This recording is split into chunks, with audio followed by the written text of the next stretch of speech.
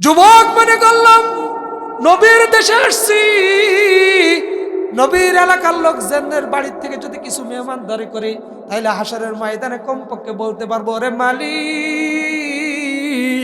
তোমার নবীর এলাকায় গিয়েছিলাম, মদিনায় গিয়েছিলাম, সবুজ গম্বুজের মালিকের এলাকায় গিয়েছিলাম, সেখানে কিছু খাবার খেয়েছি, সেই খাবারগুলো আমার পেটে আছে, তুমি এই শরীরটাকে কিভাবে জাহান্নামে দিবা? এই বলে তো বলতে পারবো।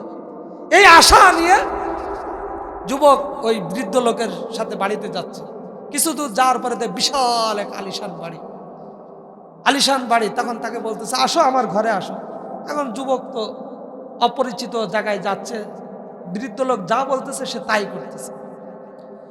এবার ঘরের ভিতরে নিয়ে গেলেন, যাই বলতেছে, যুবক তুমি এখানে বসো, আমি একটু ঘরের ভিতর থেকে আসি। এবার ওই বৃদ্ধ লোক ঘরের ভিতরে গেলেন, গিয়ে একটা ছুরি আর একটা রুমে রেখে তাকে কিভাবে মারবে সেই প্ল্যান করলেন। প্ল্যান করে এবার ওই যুবকরে ডাক দেয়া বলতেছে, আসো যুবক, তুমি এই রুমে একটু আসো। এবার যুবক যখন ওই রুমে গেলেন, যাওয়ার সঙ্গে সঙ্গে ওই বয়স্ক লোক, ওই বৃদ্ধ লোক ওই যুবকের এইখানে ধরলেন। এইখানে ধরার সঙ্গে সঙ্গে তার জিহ্বাটা বের হয়ে গেল। জিহ্বা বের হইতে দেরি, ওই যুবকের জিহ্বাটা ধরে কাটতে দেরি করলো না, নাউযুবিল্লাহ। কেটে দিয়ে বলতেছে, যুবক তোমার এত বড় সাহস, আমার এলাকায় এসে আমার শত্রুর নাম নাও। বলেন নাউযুবিল্লাহ। শত্রুর নাম বলতে আবু বকর আর উমরের নাম। আমাদের দেশে একটা গোষ্ঠী আছে, সেটা হলো শিয়া গোষ্ঠী। কি গোষ্ঠী? শিয়া গোষ্ঠী। এরা আবু বকর আর উমরকে দেখতে পারে না, উমরকে আর আবু বকরকে দেখতে পারে না। কেন? তারা হলো হযরত আলী রাদিয়াল্লাহু তাআলা কি মানে? নেতা মানে। তাদের কথা হলো আবু বকর আর উমর জোর করে ক্ষমতা দখল করছে। বলেন নাউযুবিল্লাহ। আসলে কি জোর করে ক্ষমতা দখল করছে? রাসূল তা ইশারা ইঙ্গিতের মধ্যে দেখাইছে, আমার পরে আবু বকর খলিফা হবে, এরপরে ওমর হবে, ইশারার মাধ্যমে। কিন্তু শিয়ারা কি করে? এটা তারা মানে না। দেখবেন মুহররমের 10 তারিখে আসলে আমাদের এই অঞ্চলে নাই, রাজবাড়ী, ওই চট্টগ্রাম, যশোরে, এগুলো দেখবেন কিছু লোক 10 তারিখে ছুরি একটা নিয়ে শরীরে মারবে, হাই হুসাইন হাই হুসাইন বলে। ওই যে আল্লাহ রসুলের 2 নাতনি হাসান হুসাইনকে কি করছে, কারবালায় শহীদ হয়েছে, এটা অনেক লম্বা ইতিহাস। এজন্য তারা ওই আঘাতে, ওই দুঃখে তারা নিজের শরীরে কি মারে? ছুরি মারা, রক্ত বের করে। নাউযুবিল্লাহ। এই রক্ত কি বের করার জন্য অনুমতি আছে? এই রক্ত কি আমাদের কারোর? আল্লাহর দেওয়া রক্ত। আল্লাহর রাস্তায় ছাড়া দ্বিতীয় অন্য কোনো জায়গায় ব্যয় করার কোনো অধিকার আমার আপনার নাই। আলহামদুলিল্লাহ,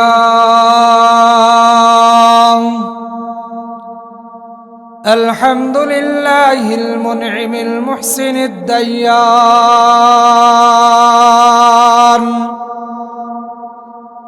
যিল ফদলি ওয়াল জুদি ওয়াল ইহসান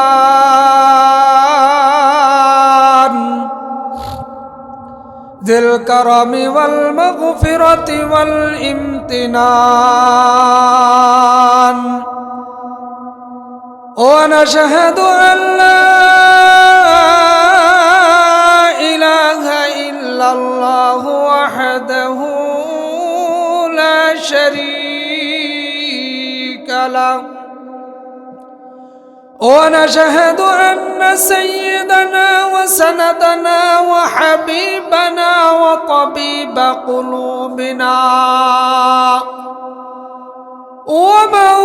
ومولانا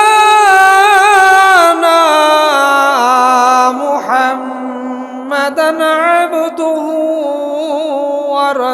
ورسوله. أما بعد فأعوذ بالله من الشيطان الرجيم.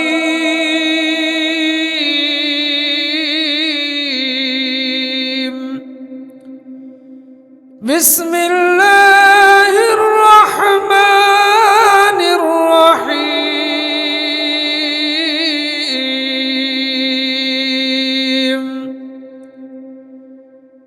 يا اتقوا الله ولتنظر نفس ما قدمت لغد واتقوا الله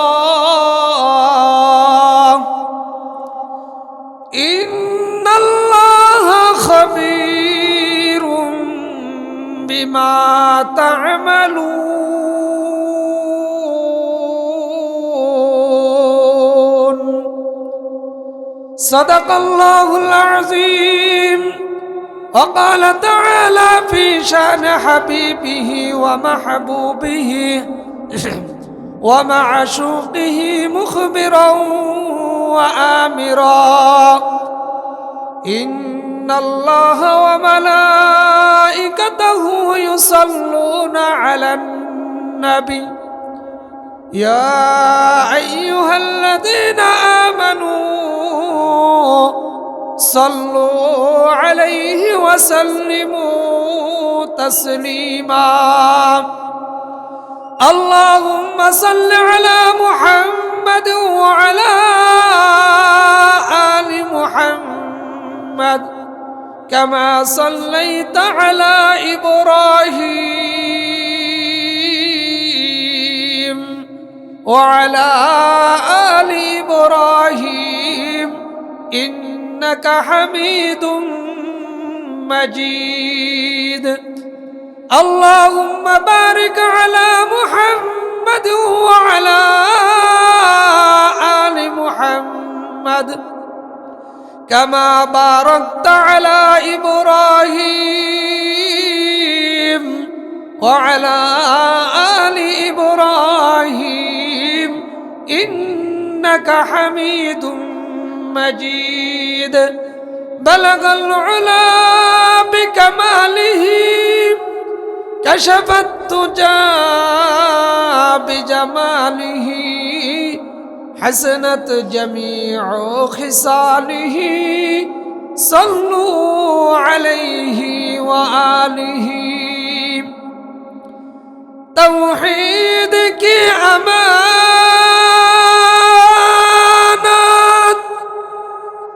سینوں میں ہے ہمارا آسان نہیں مٹانا نام و نشان ہمارا بلغ العلا بکمالہ كشف الدجى بجماله حسنت جميع خصاله صلوا عليه وآله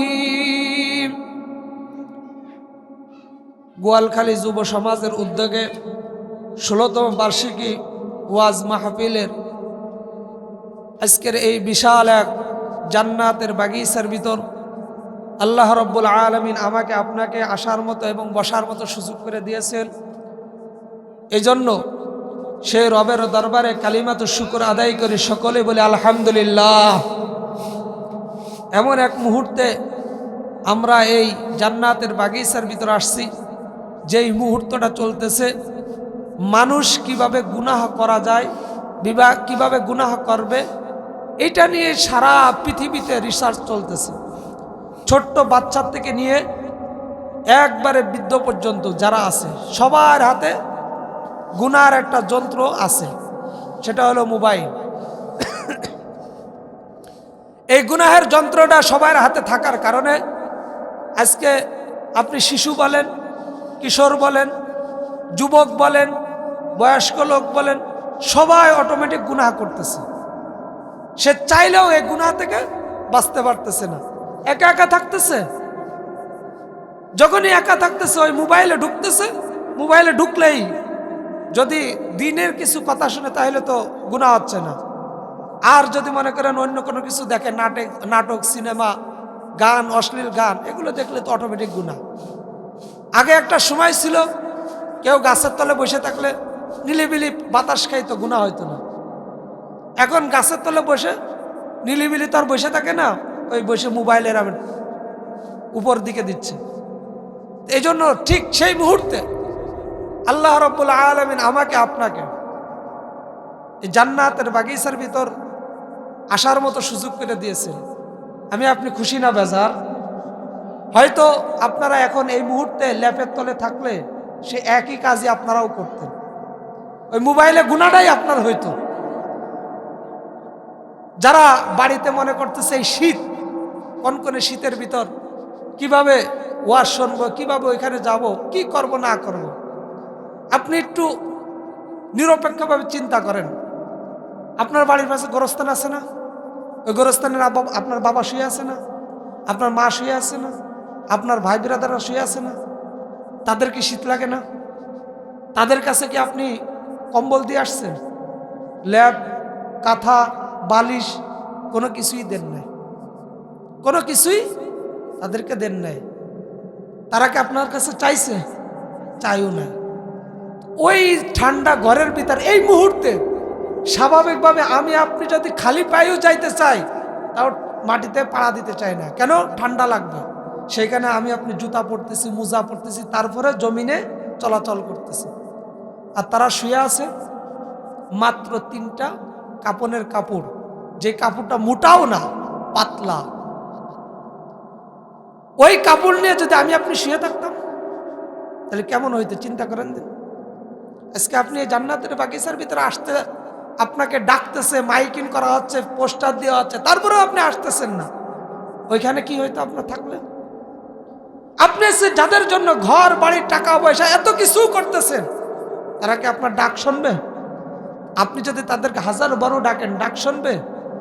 আপনি তাদের জন্য এত সম্পদ গুছাইছেন, আপনার জন্য কি 300 টাকা দামের একটা চাদর কিনে দিয়ে আসবে? তাহলে কার জন্য এত কিছু করতেছেন? কেউ আপনাকে মনে রাখবে না। আজকে আপনি যেমন আপনার দাদার দাদার নাম বলতে পারবেন না, যদিও দাদার দাদার নাম বলতে পারেন, তারপরের নাম বলতে পারবেন? কেউ পারবে না। অনুরূপভাবে আমাকে আপনাকে এরকম ভুলে যাবে, কেউ মনে রাখবে না।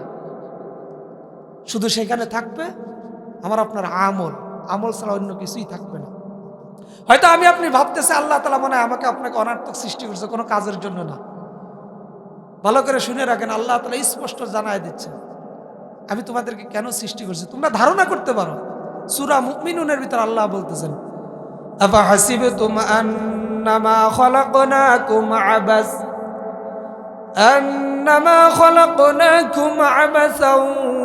ওয়া আন্নাকুম ইলাইনা লা তুরজাউন।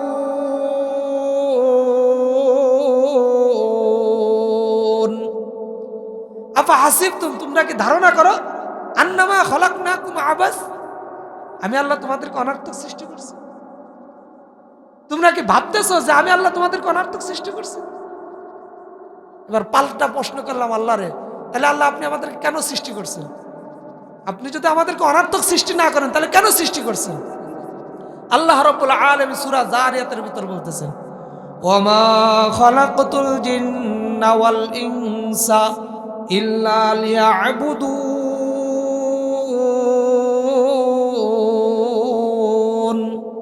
আল্লাহ তাআলা বলছে আমি তোমাদেরকে সৃষ্টি করছি আমার ইবাদত বন্দেগী করার জন্য। কিন্তু এখানে কি আল্লাহ বলে দিয়েছে যে প্রতি শুক্রবারে জুম্মার নামাজ পড়লে তোমার ইবাদত বন্দেগী শেষ? রমজান মাস আসলো, প্রথম 4-5 দিন তারাবি পড়লাম, ভালো করে রোজা রাখলাম, আবার রমজানের মাঝখানে আর আসলাম না, আবার 27 রোজা আসলাম, টুপি টুপি পরে পাঞ্জাবি পরে এক রাইতে তারাবি পড়ে চলে গেলাম, আর পড়লাম না, এরকম কোনো কিছু বলছে? কোনো কিছুই বলে না। তাহলে আল্লাহ তাআলা কাছে জিজ্ঞাসা করলাম, আল্লাহ আমরা কতদিন ইবাদত বন্দেগী করবো? কারণ আপনি তো আমাদেরকে সময় সীমা দেন নাই। এই কয়েকটা নামাজ পড়লে তোমার ইবাদত বন্দেগী শেষ, এই কয়টা রোজা রাখলে তোমার আর রোজা রাখা লাগবে না, এরকমও কোনো কিছু বলেন নাই। তাহলে আপনি আমাদেরকে জানাই দেন কতদিন আমরা ইবাদত বন্দেগী করব। আল্লাহ রাব্বুল আলামিন সূরা হুজরাতের ভিতর বলতেছে, এটা তার ভাষা না, বলতে বলতে এইসব ভাষা তাদের সচরাচর চলে আসে। বোঝেননি কথা? সারাদিন মুখ দিয়ে বকা আসে, তাহলে তার মুখ থেকে এই শব্দ ছাড়া আর কি ভালো শব্দ আসবে? আমরা আমাদের সন্তানদের যা শিখাবো তারা তাই শিখবে। হয়তো আমার আপনার কাছে যে ভাষাটা বলে চলে গেল খারাপ মনে হইতে পারে, কিন্তু প্রতিদিন এরকম হাজারো ভাষা তার মুখ থেকে বের হয়। আমি ভুল বলতেছি? এই জন্য এই সমস্ত ভাষা সংশোধন করার দরকার। মা বাবা যেরকম শিক্ষা দেবে সন্তানকে, সন্তান সেটাই শিখবে। তা আল্লাহ তাআলাকে জিজ্ঞাসা করো, আল্লাহ আপনি আমাদেরকে ইবাদতের কথা বলছেন, কতদিন ইবাদত বন্দেগী করব সেই সীমানাটা আমাদেরকে বলে দেন। আল্লাহ তাআলা সূরা হুজরাতের ভিতর বলতেছেন, ওয়া'বুদু রাব্বাকা হাত্তা ইয়াতিয়াকাল ইয়াকিন। ইবাদত বন্দেগী করবা যত সময় পর্যন্ত তোমার মৃত্যু না আসবে। কত সময়? যত সময় তোমার কাছে মৃত্যু না আসবে, ওয়া'বুদ, তত সময় তুমি ইবাদত বন্দেগী করবা। তাহলে আল্লাহ তাআলা আমার আপনাকে খালি জুম্মার নামাজ পড়ার কথাও বলেন নাই, খালি রমজানের 2-1টা রোজা রাখার কথাও বলেন নাই। বলছে যত সময় তোমার মৃত্যু না আসবে তত সময় তোমার কি করতে হবে? নামাজ পড়তে হবে, রোজা রাখতে হবে, ইবাদত বন্দেগী করতে হবে। এবার আল্লাহ তাআলাকে বললাম, আল্লাহ তাহলে আপনি কি আমাদের মৃত্যু দিয়েই দেবেন? আল্লাহ বলছে কুল্লু নাফসিন যায়কাতুল মাউত, তোমাদের যারা দুনিয়াতে আসছে তাদেরকে অবশ্যই অবশ্যই মৃত্যুর স্বাদ আস্বাদন করতে হবে। এবার আল্লাহ তাআলাকে ডাকতে বলেন, মালিক আমার বাড়ি হলো গোয়ালখালী, আপনি যেহেতু আমার নাম ঠিকানা সব জানেন, আমার ওয়ার্ড নাম্বার জানেন, আমার বাড়ি জানেন, আমার ঘর জানেন, আমি যদি এখান থেকে পলায়ে যদি অন্য কোথায় চলে যাই সেখানেও কি আপনি আমার কাছে মৃত্যু পাঠাবেন? আল্লাহ রাব্বুল আলামিন সূরা আহজাবের ভিতর বলতেছেন, কুল লা ইয়ানফাকুমুল ফিরার ইন ফারারতুম মিনাল মাউত আবিল কত। এ বান্দা, তুমি তোমার এলাকা থেকে যেখানেই যাও না কেন মৃত্যু তোমার সাথে সাক্ষাৎ করবেই। এরপর মালিকরে ডাকতে বললাম, আরে মালিক, মৃত্যু যেহেতু আমাকে চিনে ফেলছে, আমার সাথে সাক্ষাৎ করবে, তাহলে মৃত্যুর থেকে বাঁচার জন্য আমি এমন একটা ঘর তৈরি করব যেই ঘরের ভিতরে আমার সন্তান থাকবে না, আমার স্ত্রী থাকবে না, আমার মা থাকবে না, আমার বাবা থাকবে না, এমনকি ওই ঘরের ভিতর একটা পোকামাকড়ও জোরে ঢুকতে পারে না, এমন একটা ঘর করব সেখানেও কি মৃত্যু যাবে?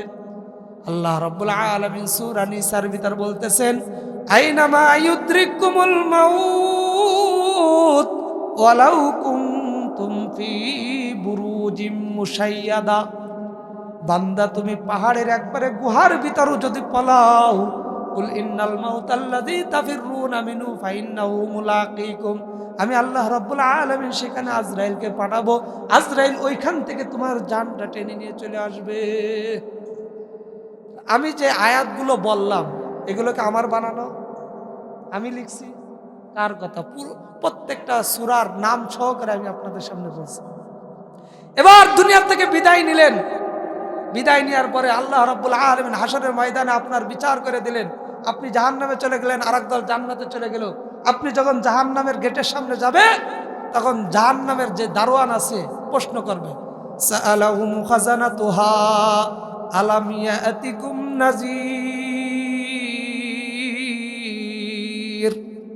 এ বান্দা, এ জাহান্নামীরা, তোমরা যে আজকে জাহান্নামে আসছো, দুনিয়াতে যখন তোমরা ছিলে তোমাদের কাছে কি কোনো নবী রাসূল যায় নাই?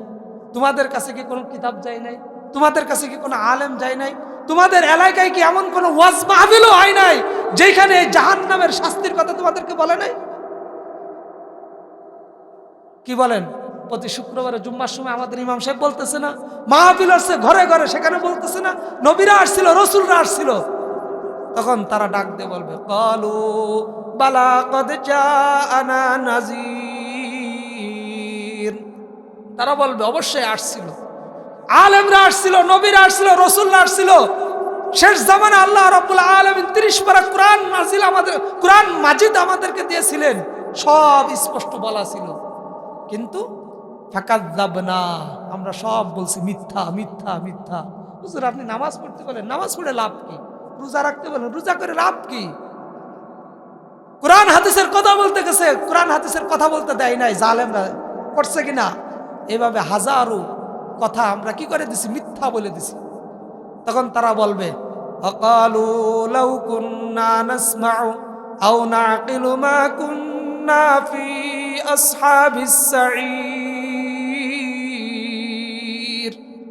তখন তারা আফসোস করে বলবে, হাই নাসমাউ আও নাকিলু, আলেমরা যেই কথাগুলো বলছে, কোরআনে যেই কথাগুলো আসছিল, নবীরা যেই কথাগুলো বলছিল, ইমাম সাহেবরা যেই কথাগুলো বলছিল, ওই কথা যেভাবে শুনছিলাম, শোনার পরে আও নাকিলু, ভালোভাবে যদি বুঝতাম, অনুধাবন করতাম কি বলতেছে, তাহলে ফি আসহাবিস সাঈর, তাহলে আজকে জাহান্নামে আসতাম না।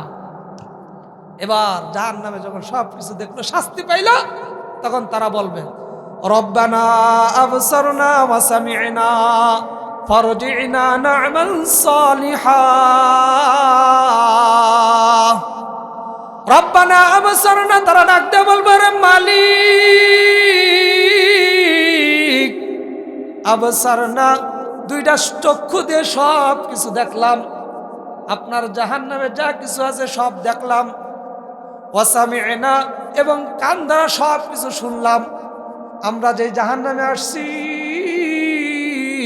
আমাদের পাশে যেই ভাইরা আছে তারা যে শাস্তি ভোগ করতেছে তাদের চিৎকার শুনলাম, সব কিছু শুনলাম। ফারজি'না, এবার আপনি আমাদেরকে পাঠায়া দেন, আমরা ঠিকমতো নামাজ পড়ব না, আমাল সালিহা ঠিকমতো নামাজ পড়বো। আমার এলাকায় ওয়াজ মাহফিল হলে ওয়াজ মাহফিলে সবার আগে যাব। আমাদের যত নফল ইবাদত করার কথা বলবে ইমাম সাহেবরা, সব নফলে ইবাদত বন্দি করব, ঠিকমতো পর্দা করব, স্বামীর কথা মতো চলবো, কোনো অন্যায় করব না, কোনো অপরাধ করব না। এইভাবে যখন ডাক দিয়ে বলবে, আরে মালিক ফারজি'না না'মাল সালিহা, আবার আপনি আমাদেরকে দুনিয়াতে পাঠায়া দেন, আমরা প্রত্যেকটা সেকেন্ডে সেকেন্ডে নেক আমলগুলো করব। তখন আল্লাহ রাব্বুল আলামিন ডাক দিয়ে বলবেন, কাল্লা, আর সুযোগ আমি তোমাদেরকে দেব না। খুযু ফাগুল্লু সুম্মাল জাহিমা সাল্লু, ধরো এদেরকে, জাহান্নামে বেঁধে তো শিকল দিয়ে, আর সুযোগ দেওয়া হবে না। বহুত সুযোগ দিয়েছি তোমাদের, বহুত সুযোগ দিয়েছি। এজন্য এরকম ওয়াজ মাহফিল হয়তো বছরে একটা আসে, এই জান্নাতের বাগিচা বছরে একবার বসে। আপনার কাছে হয়তো ভালো নাও লাগতে পারে, ভালো নাও লাগতে পারে। আপনি আল্লাহ তাআলাকে ডাক না দিলে আল্লাহ তাআলা তো শুনবে না। আপনার সন্তান যদি আরেকজনকে বাবা বলে, আপনার কাছে কি ভালো লাগবে? কি বলেন, ভালো লাগবে? ভালো লাগবে না। আপনার সন্তান যদি আরেকজনকে মা বলে, আপনার ভালো লাগবে? লাগবে না। যে আল্লাহ রাব্বুল আলামিন আমাকে আপনাকে এই দুনিয়াতে পাঠাইছে তাকেই ডাকতে হবে, ভিন্ন কাউকে ডাকার কোনো সুযোগ নাই। মুসা নবী আলাইহিস সালাতু ওয়াস সালামের জামানায় হযরত মুসা উনি বাগান দিয়ে হাঁটতেছিলেন, হঠাৎ করে এক লোকরে দেখে, তার পিছনে একটা ব্যাগ আছে, যে ব্যাগের ভিতর ভিমরুল আছে। কি আছে? ভিমরুল আছে। ওই ভিমরুল যখন ওই লোকটাকে কামড় দেয়, কামড় দিতে দেরি, ওই লোকটা আল্লাহ রাব্বুল আলামিনকে ডাকতে দেরি করে না। এবার মুসা নবী আলাইহিস সালাতু ওয়াস সালাম তাকে জিজ্ঞাসা করলো, হে আল্লাহর ওয়ালা, হে আল্লাহর ওলি, তোমাকে যে বেমরুল এইভাবে কামড়ায় তোমার কি কষ্ট লাগে না? তখন উনি ডাক দেয়া বলতেছেন, ও পয়গম্বর মুসা, আমাকে যতবার কামড় দেয় ততবার আমি আমার আল্লাহর নামটা জপি, আমি সুবহানাল্লাহ পড়ি, আলহামদুলিল্লাহ পড়ি, ততবার আমার ভালো লাগে। কারণ ওই লোকটা কিন্তু মুসাকে চিনে না। এবার ডাক দিয়ে বলতেছেন, আপনি এইভাবে কতদিন ধরে ভেমরুলের কামড় খান? কারণ স্বাভাবিকভাবে কেউ যদি একটা দুইটা ভেমরুলের কামড় খায়, সে কি আর বাঁচে? আমরা অনেকেই শুনেছি অমুক লোক মারা গেছে ভেমরুলের কামড় খেয়ে, এরকম শুনছি কিনা? কিন্তু এই লোকটা একদিন নাই, দুই দিন নাই, 400 বছর এইভাবে ভেমরুলের কামড় খাচ্ছে আর আল্লাহর ইবাদত বন্দেগী করতেছে। বলেন না সুবহানাল্লাহ।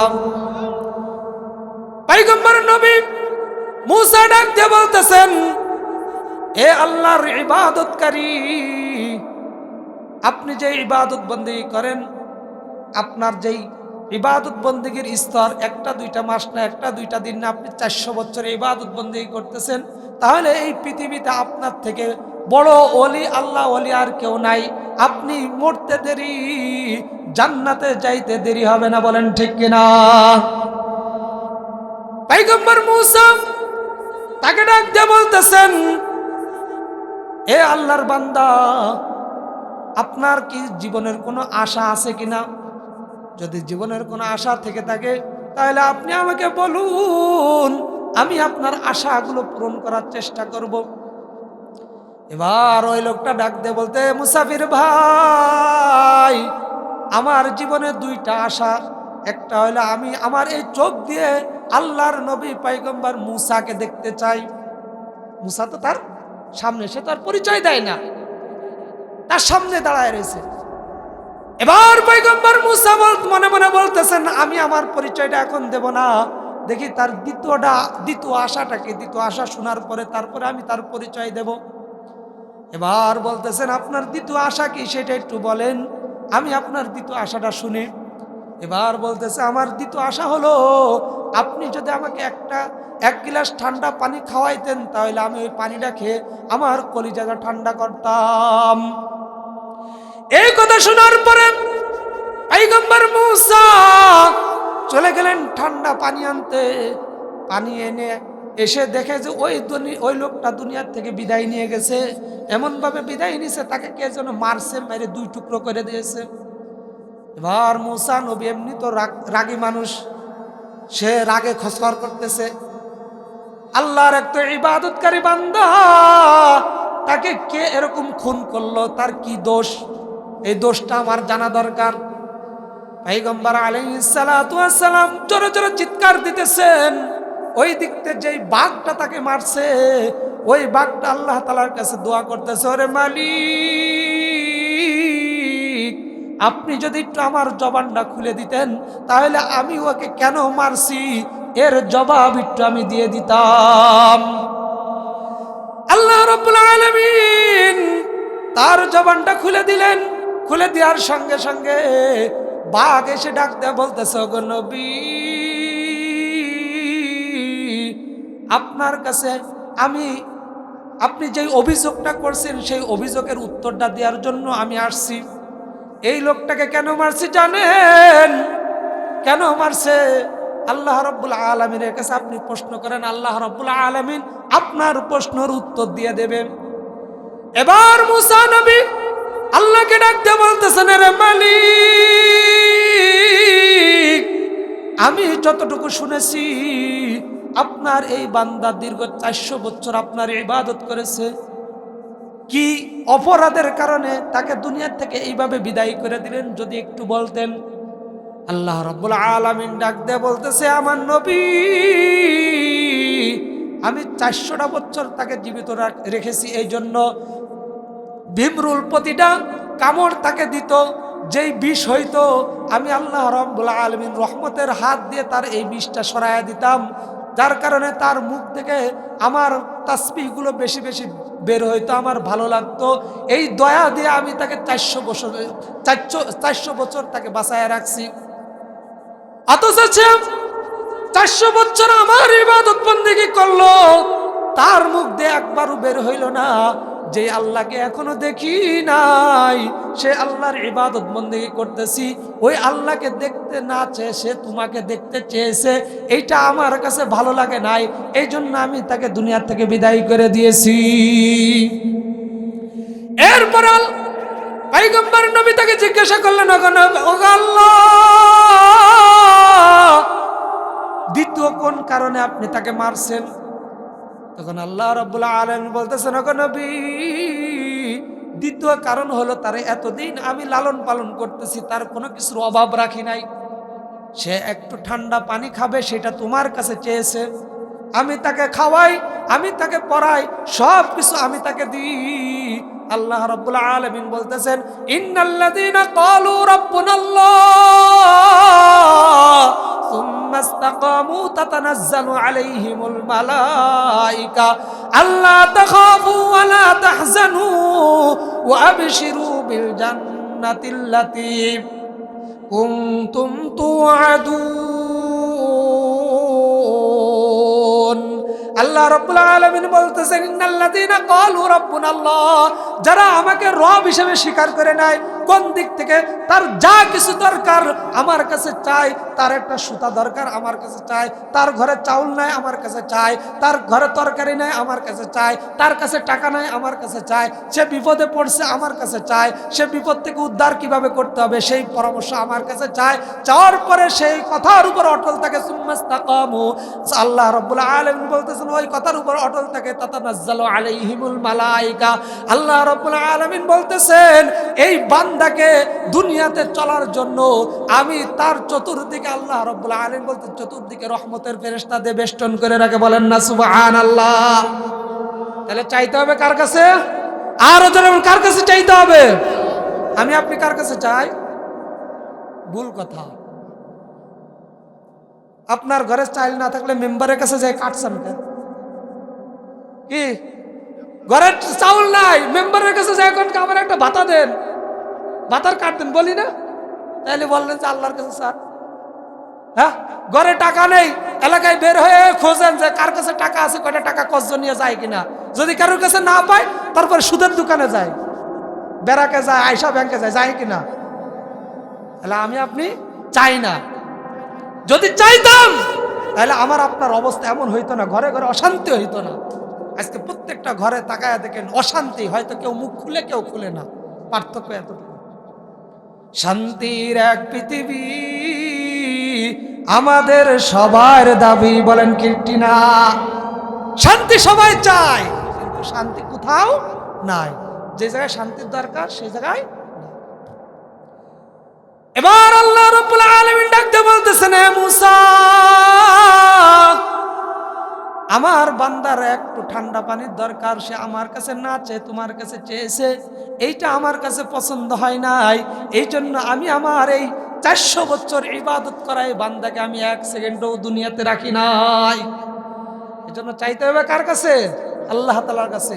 আল্লাহ তাআলার কাছে না চেয়ে দুনিয়া যেখানেই চান কোনো লাভ নাই। হয়তো সাময়িক সময় আপনার কিছু লাভ হইতে পারে, কিছু লাভ হইতে পারে, এছাড়া অন্য কোনো কিছু পাইবেন না। তো যাই হোক, আমি আপনাদের সম্মুখে সূরা হাশরের 23 নম্বর আয়াত তেলাওয়াত করছি। আল্লাহ রাব্বুল আলামিন বলতেছেন, ইয়া আইয়ুহাল্লাযীনা আমানুত্তাকুল্লাহ ওয়াল তানজুর নাফসুম মা কদ্দামাত লিগাদিন ওয়াত্তাকুল্লাহ ইন্নাল্লাহা খাবীরুম বিমা তা'মালুন। রাব্বুল আলামিন বলতেছেন, ইয়া আইয়ুহাল্লাযীনা আমানুত্তাকুল্লাহ, হে ঈমানদারেরা, ইত্তাকুল্লাহ, আমাকে কি করো? ভয় করো। আমাকে কি করো? ভয় করো। দেখেন আল্লাহ রাব্বুল আলামিন যত জায়গায় বলছেন ইয়া আইয়ুহাল্লাযীনা আমানু বলে, প্রত্যেকটা জায়গায় ইয়া আইয়ুহাল্লাযীনা আমানু বলছে, ইয়া আইয়ুহান নাস বলে নাই। কেন জানেন? যদি ইয়া আইয়ুহান নাস বলে তাহলে এখানে হিন্দু বলেন, খ্রিস্টান বলেন, বৌদ্ধ বলেন, সবাই চলে আসবে। কিন্তু আল্লাহ তাআলা যারা ঈমানদার তাদেরকে ডাক দিয়ে বলতেছে, তাদেরকে কি বলতেছে? ডাক দিয়ে বলতেছে আমাকে ভয় করো। পরামর্শ দিচ্ছেন আল্লাহ রাব্বুল আলামিন, পরামর্শ দিচ্ছেন। যত জায়গায় আল্লাহ তাআলা ইয়া আইয়ুহাল্লাযীনা আমানু বলছে তত জায়গায় দুইটা পরামর্শ আল্লাহ দিয়েছেন, দুইটা পরামর্শ দিয়েছেন। এখানেও আল্লাহ তাআলা দুইটা পরামর্শ দিয়েছেন। একটা হলো আমাকে ভয় করো, দ্বিতীয় হলো ওয়াল তানজুর নাফসুম মা কদ্দামাত লিগাদ, তোমার আগামী দিনের যে ভবিষ্যৎ আছে সেটার জন্য কিছু বিকাশ করো, নগদ করো। কি টাকা, জায়গা জমি না, আপনি যে আমলগুলো আছে আগামীর জন্য আপনি কি করেন? সঞ্চয় করেন। আমি আপনি সঞ্চয় করি না? আমার সন্তানের জন্য সঞ্চয় করতেছি, আমার স্ত্রীর জন্য সঞ্চয় করতেছি, আমি মরে গেলে তারা খাবে কোথায় থেকে, এই টেনশনে তাদের জন্য সঞ্চয় করি। আল্লাহ রাব্বুল আলামিন পরামর্শ দিতেছেন তোমরাও সঞ্চয় করো, সঞ্চয় করো। মুখ দিয়ে এমন কোনো কিছু বের করো না যেই শব্দের দ্বারা, যেই কথার দ্বারা আপনার হয়তো 200 বছরের আমল নষ্ট হয়ে যেতে পারে। এমন কোন শব্দ বের করেন না যে শব্দের দ্বারা আপনার আল্লাহ রাব্বুল আলামিন আপনার হাজারো অপরাধ মাফ করে আপনাকে জান্নাতবাসী করে দিতে পারে কিনা? কে পারেন? সে আল্লাহ।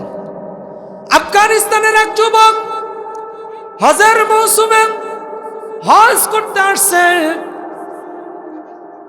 আল্লাহর নবীর রওজার পাশে দাঁড়ায়া মালিক রে ডাক দিয়ে বলতেছে, রে মালিক, জীবনে অনেক অপরাধ করেছি, অনেক অন্যায় করেছি, যেই অপরাধগুলো তুমি কাউকে বলো নাই, আমার অপরাধগুলো যদি তুমি মানুষের সামনে প্রকাশ করে দিতে রে মালিক, তাহলে তো আমি কোনো এলাকাবাসীর সামনে যাইতে পারতাম না।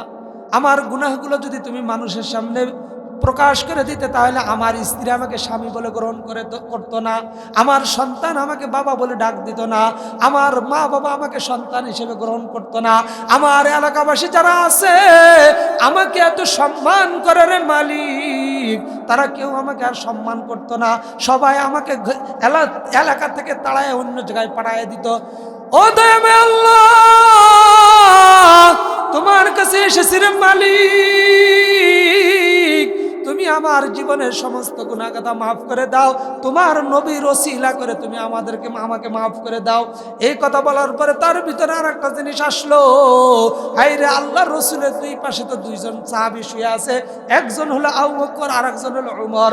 তাদের নাম নিয়ে আল্লাহ তাআলার কাছে দোয়া করলেন, ওরে মালিক, আমার নবীর দুইজন সহযোদ্ধা আছে, দুইজন সাহাবী দুই পাশে শুয়ে আছে, তাদের ওসিলা করে তুমি আমাকে মাফ করে দাও। এইভাবে দোয়া করে যখন শেষ করছে, শেষ করার সঙ্গে সঙ্গে পাশে দেখে যে এক বৃদ্ধ লোক বসে আছে। বৃদ্ধ লোক ডাকতে বলতেছে, যুবক তোমার বাড়ি কোথায়? তখন যুবক ডাক দেয়া বলতেছে, আমার বাড়ি হলো আফগানিস্তান। তখন বলতেছে, তুমি এখানে কেন আসছো? বলতেছে, আমি হজ করতে আসছি, হজের মৌসুম চলতেছে, হজ করতে আসছি। তখন ওই বৃদ্ধ লোক ডাক দেয়া বলতেছে, যুবক তুমি যেহেতু আমার এলাকায় আসছো, তাহলে তুমি আমার মেহমান, চলো আমার বাড়িতে চলো, তোমাকে কিছু খাবার খাওয়াই, মেহমানদারি করি। স্বাভাবিকভাবে আজকে যেহেতু আপনাদের এলাকায় আমরা আসছি, আমাদেরকে মেহমানদারি করাবেন, এটাই তো নিয়ম। যুবক মনে করলাম নবীর দেশে আসছি, নবীর এলাকার লোকজনদের বাড়ির থেকে যদি কিছু মেহমানদারি করি, তাহলে হাসরের ময়দানে কমপক্ষে বলতে পারবো, ওরে মালিক, তোমার নবীর এলাকায় গিয়েছিলাম, মদিনায় গিয়েছিলাম, সবুজ গম্বুজের মালিকের এলাকায় গিয়েছিলাম, সেখানে কিছু খাবার খেয়েছি, সেই খাবারগুলো আমার পেটে আছে, তুমি এই শরীরটাকে কিভাবে জাহান্নামে দিবা? এই বলে তো বলতে পারবো। এই আশা নিয়ে যুবক ওই বৃদ্ধ লোকের সাথে বাড়িতে যাচ্ছে। কিছু দূর যাওয়ার পরে বিশাল এক আলিশান বাড়ি, আলিশান বাড়ি। তখন তাকে বলতেছে, আসো আমার ঘরে আসো। এখন যুবক তো অপরিচিত জায়গায় যাচ্ছে, বৃদ্ধ লোক যা বলতেছে সে তাই করতেছে। এবার ঘরের ভিতরে নিয়ে গেলেন, যাই বলতেছে, যুবক তুমি এখানে বসো, আমি একটু ঘরের ভিতর থেকে আসি। এবার ওই বৃদ্ধ লোক ঘরের ভিতরে গেলেন, গিয়ে একটা ছুরি আর একটা রুমে রেখে তাকে কিভাবে মারবে সেই প্ল্যান করলেন। প্ল্যান করে এবার ওই যুবকরে ডাক দেয়া বলতেছে, আসো যুবক তুমি এই রুমে একটু আসো। এবার যুবক যখন ওই রুমে গেলেন, যাওয়ার সঙ্গে সঙ্গে ওই বয়স্ক লোক, ওই বৃদ্ধ লোক ওই যুবকের এইখানে ধরলেন। এইখানে ধরার সঙ্গে সঙ্গে তার জিহ্বাটা বের হয়ে গেল। জিহ্বা বের হইতে দেরি, ওই যুবকের জিহ্বাটা ধরে কাটতে দেরি করলো না, নাউজুবিল্লাহ। কেটে দিয়ে বলতেছে, যুবক তোমার এত বড় সাহস, আমার এলাকায় এসে আমার শত্রুর নাম নাও। বলেন নাউজুবিল্লাহ।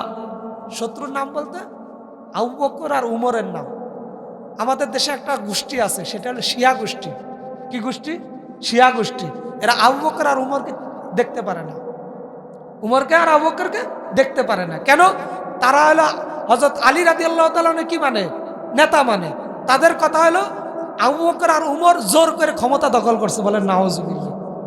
আসলে কি জোর করে ক্ষমতা দখল করছে? রাসূল তা ইশারা ইঙ্গিতের মধ্যে দেখাইছে, আমার পরে আবু বকর খলিফা হবে, এরপরে ওমর হবে, ইশারার মাধ্যমে। কিন্তু শিয়ারা কি করে? এটা তারা মানে না। দেখবেন মুহররমের 10 তারিখে আসলে আমাদের এই অঞ্চলে নাই, রাজবাড়ি, ওই চট্টগ্রাম, যশোরে, এগুলো দেখবেন কিছু লোক 10 তারিখে ছুরি একটা নিয়ে শরীরে মারবে, হাই হুসাইন হাই হুসাইন বলে।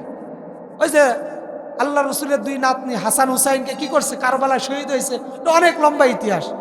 এজন্য তারা ওই আঘাতে, ওই দুঃখে তারা নিজের শরীরে কি মারে? ছুরি মারা, রক্ত বের করে। নাউজুবিল্লাহ। এই রক্ত কি বের করার জন্য অনুমতি আছে? এই রক্ত কি আমাদের কারোর?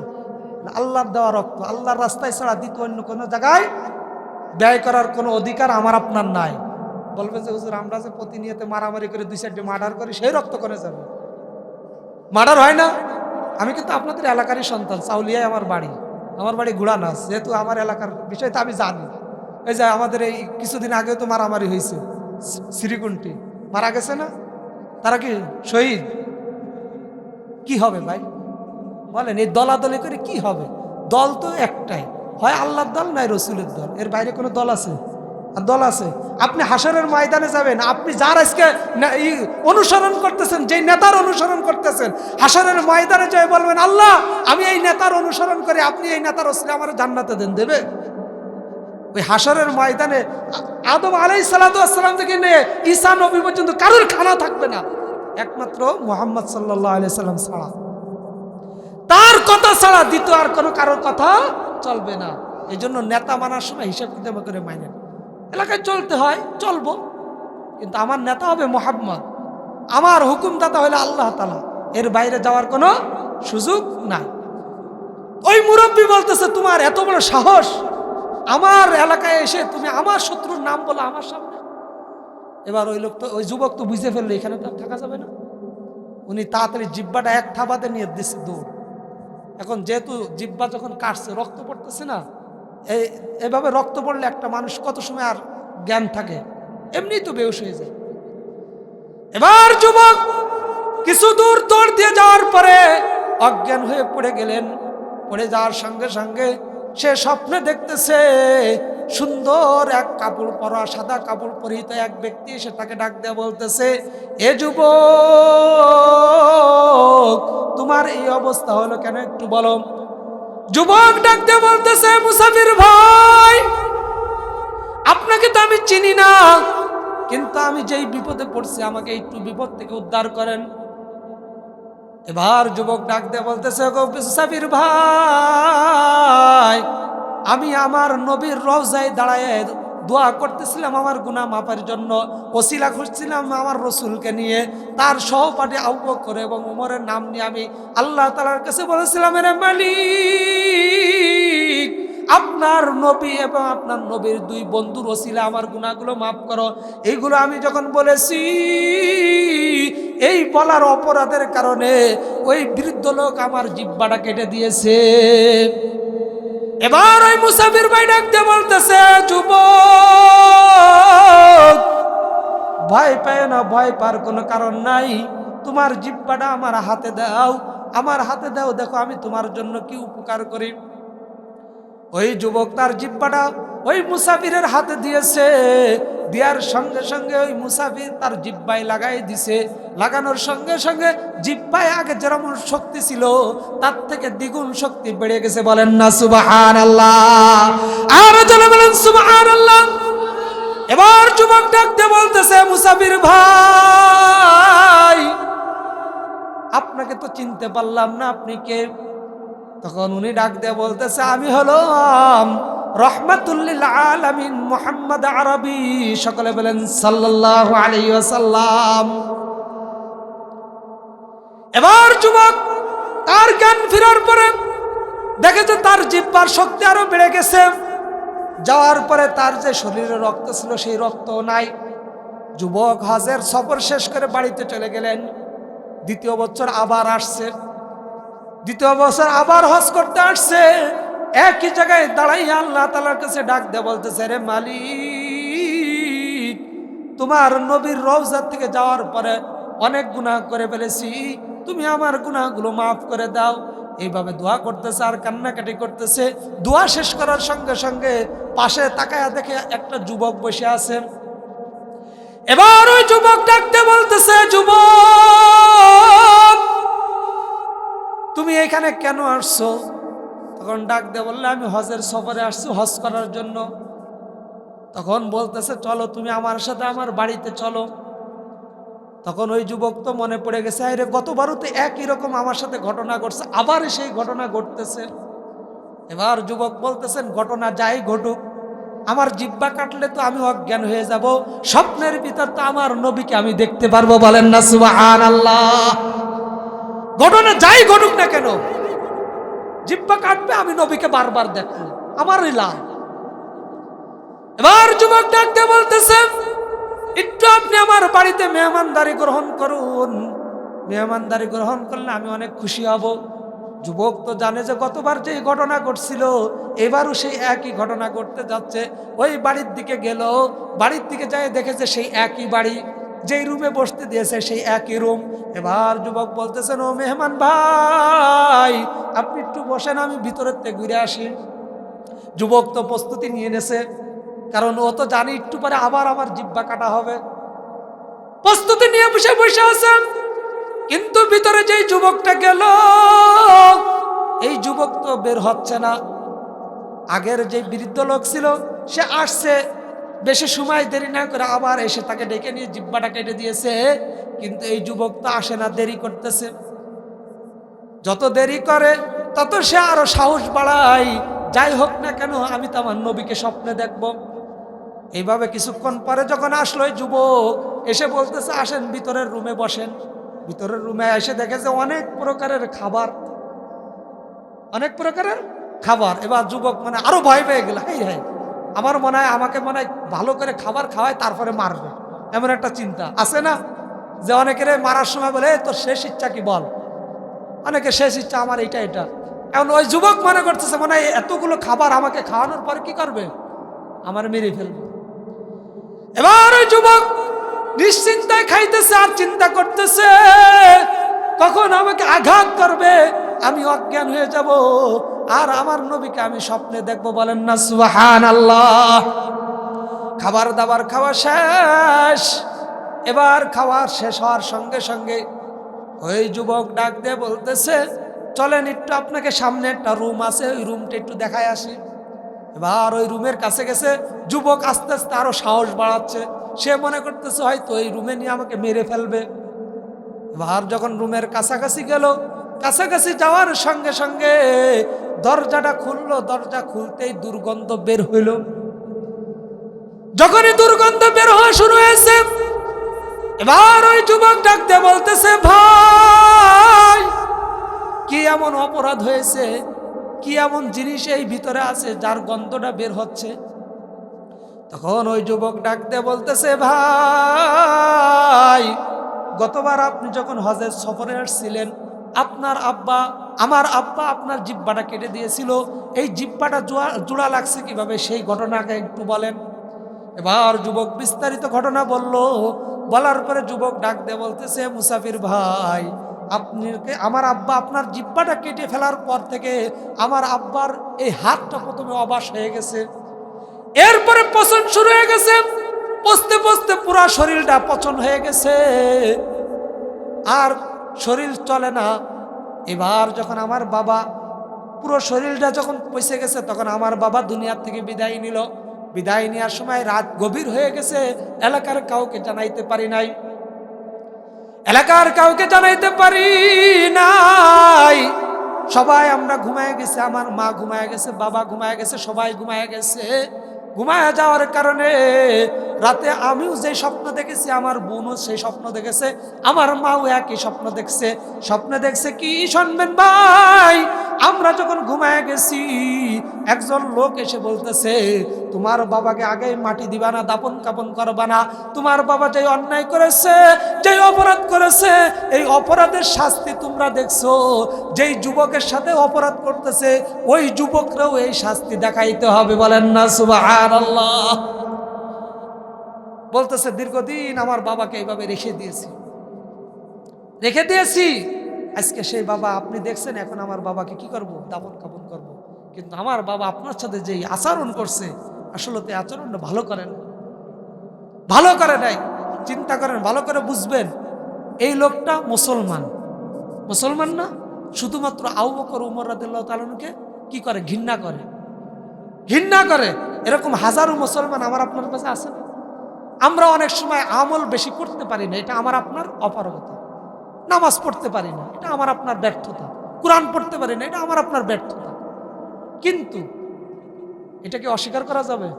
যদি আপনাকে কেউ বলে এই চলো নামাজ পড়তে যায়, আপনি বলে দৌড় তোর নামাজ তুই রাখ দিন। অনেক সময় মহিলাদেরকে বলেন এই বাড়িতে বের হওয়ার সময় পর্দা করে বের হও, মহিলারা বের করে বলে ফেলে না, দৌড় তোর পর্দা রাখ, তোর পর্দা। নাউজুবিল্লাহ। পর্দা কিন্তু একটা ফরজ বিধান, নামাজ একটা ফরজ বিধান। আপনি অস্বীকার করতে দেরি, আপনি বেঈমান হইতে দেরি হবে না। এজন্য আপনি পর্দা করেন না, এটা আপনার ব্যর্থতা। আপনি নামাজ পড়েন না, আপনার ব্যর্থতা। আপনি কোরআন তেলাওয়াত করতে পারেন না, আপনার ব্যর্থতা। কিন্তু অস্বীকার করা যাবে না। এমনি তো আমরা দুর্বল, খুলিকাল ইনসানু দাঈফা। আল্লাহ তাআলা আমাদেরকে সৃষ্টি করছে দুর্বল করে সৃষ্টি করছে। এজন্য আমল করতে পারি না, কিন্তু কোনো কিছু অস্বীকার করা যাবে না, অস্বীকার করার দরকারই নেই। আমি পারি না, নামাজ পড়তে পারি না, রোজা রাখতে পারি না, কিন্তু আরেকজন পড়লে তার সাথে ঠাট্টাও করা, ওরে বাবা বিশাল বড় মুসলমান হয়ে গেছে, 5 ওয়াক্ত নামাজি হয়ে গেছে, বিশাল বড় রোজাদার হয়ে গেছে। এ সমস্ত শব্দ ব্যবহার করি কিনা? এগুলো আমরা করি, কিন্তু এগুলো করা যাবে না। আল্লাহ রাব্বুল আলামিন আমাকে আপনাকে হেদায়েত দান করে, সকলে বলে আমিন। তাহলে যুবক যখন শুনতে পারলো, যুবকের কি হয়ে গেল, চোখ দিয়ে পানি পড়তেছে। এবার ওই যুবক ডাকতে বলতেছে আমার বাবার এই অবস্থা দেখে আমরা তাকে দূরে সরাই দিতে চেয়েছিলাম, কিন্তু আমাদের বাবা তো তিনি আমাদেরকে জন্ম দিয়েছেন, তার সাথে তো খারাপ ব্যবহার করা যাবে না।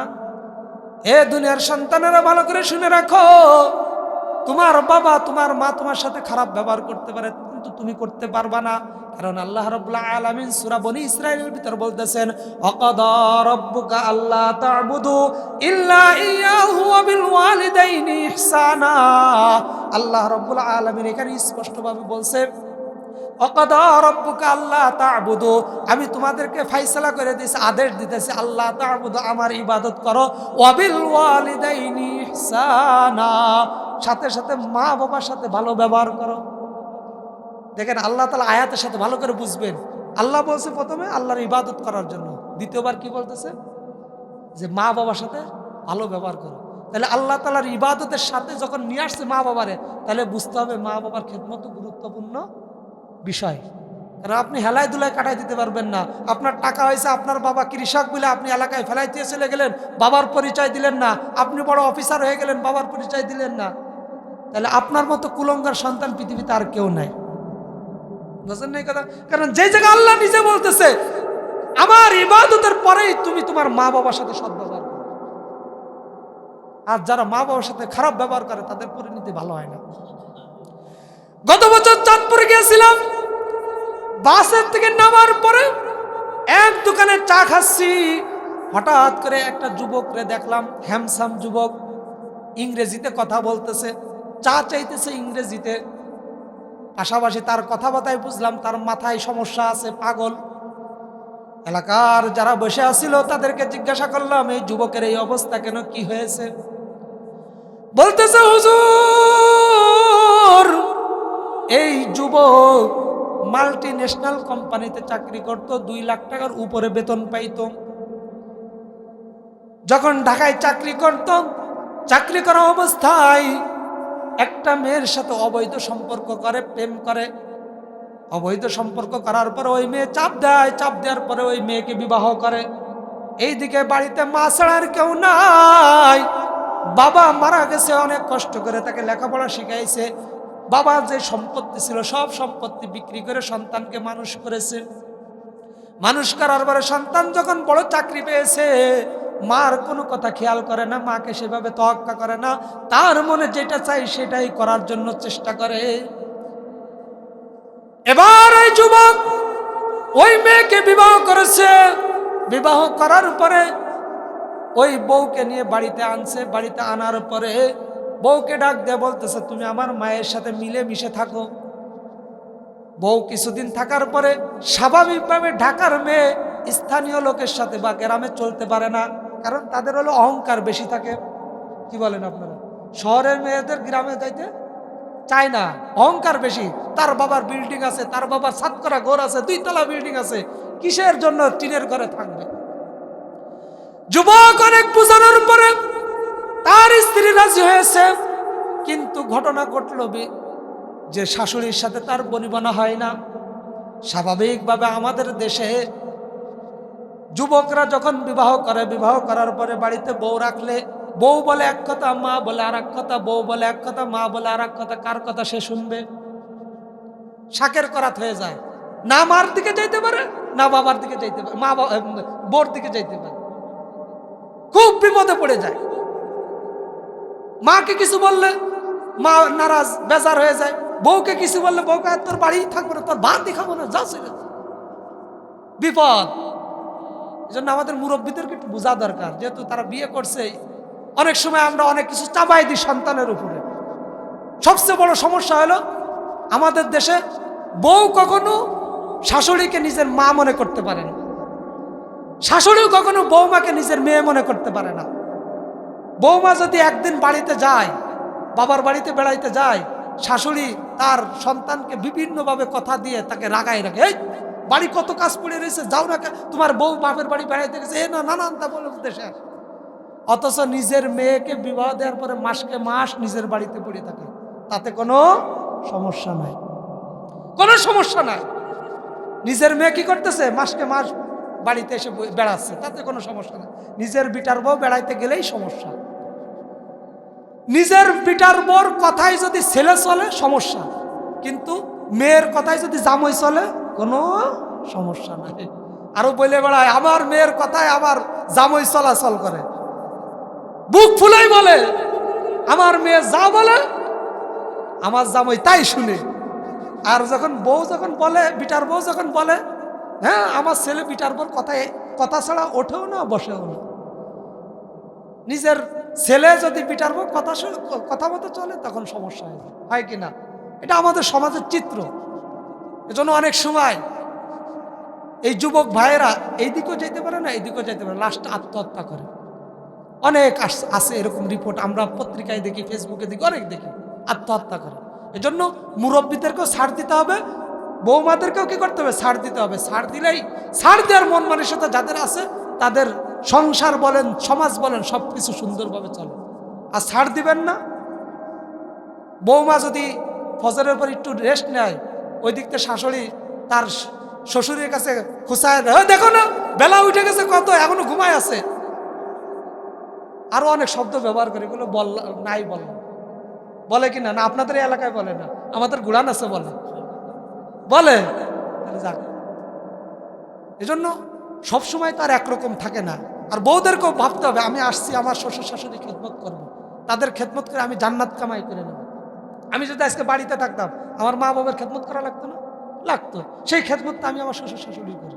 আর আমাদের শ্বশুর শাশুড়ি এমন তেড়া, যত ভালো কাজই করুক, বৌমা সারাদিন খাটুক, তারপরও তার কোনো নাম নেই, বদনাম আর বদনাম। আমার বৌমা এ করে না, আমার বৌমা তা করে না, এ করে না, বদনামের শেষ নেই। নিজে তো বদনাম করে, পাড়ার থেকে মহিলাদেরকে দাওয়াত নিয়ে এসে বলে আমার বিটার বউ এই খারাপ ওই খারাপ, দুনিয়ার বিচার।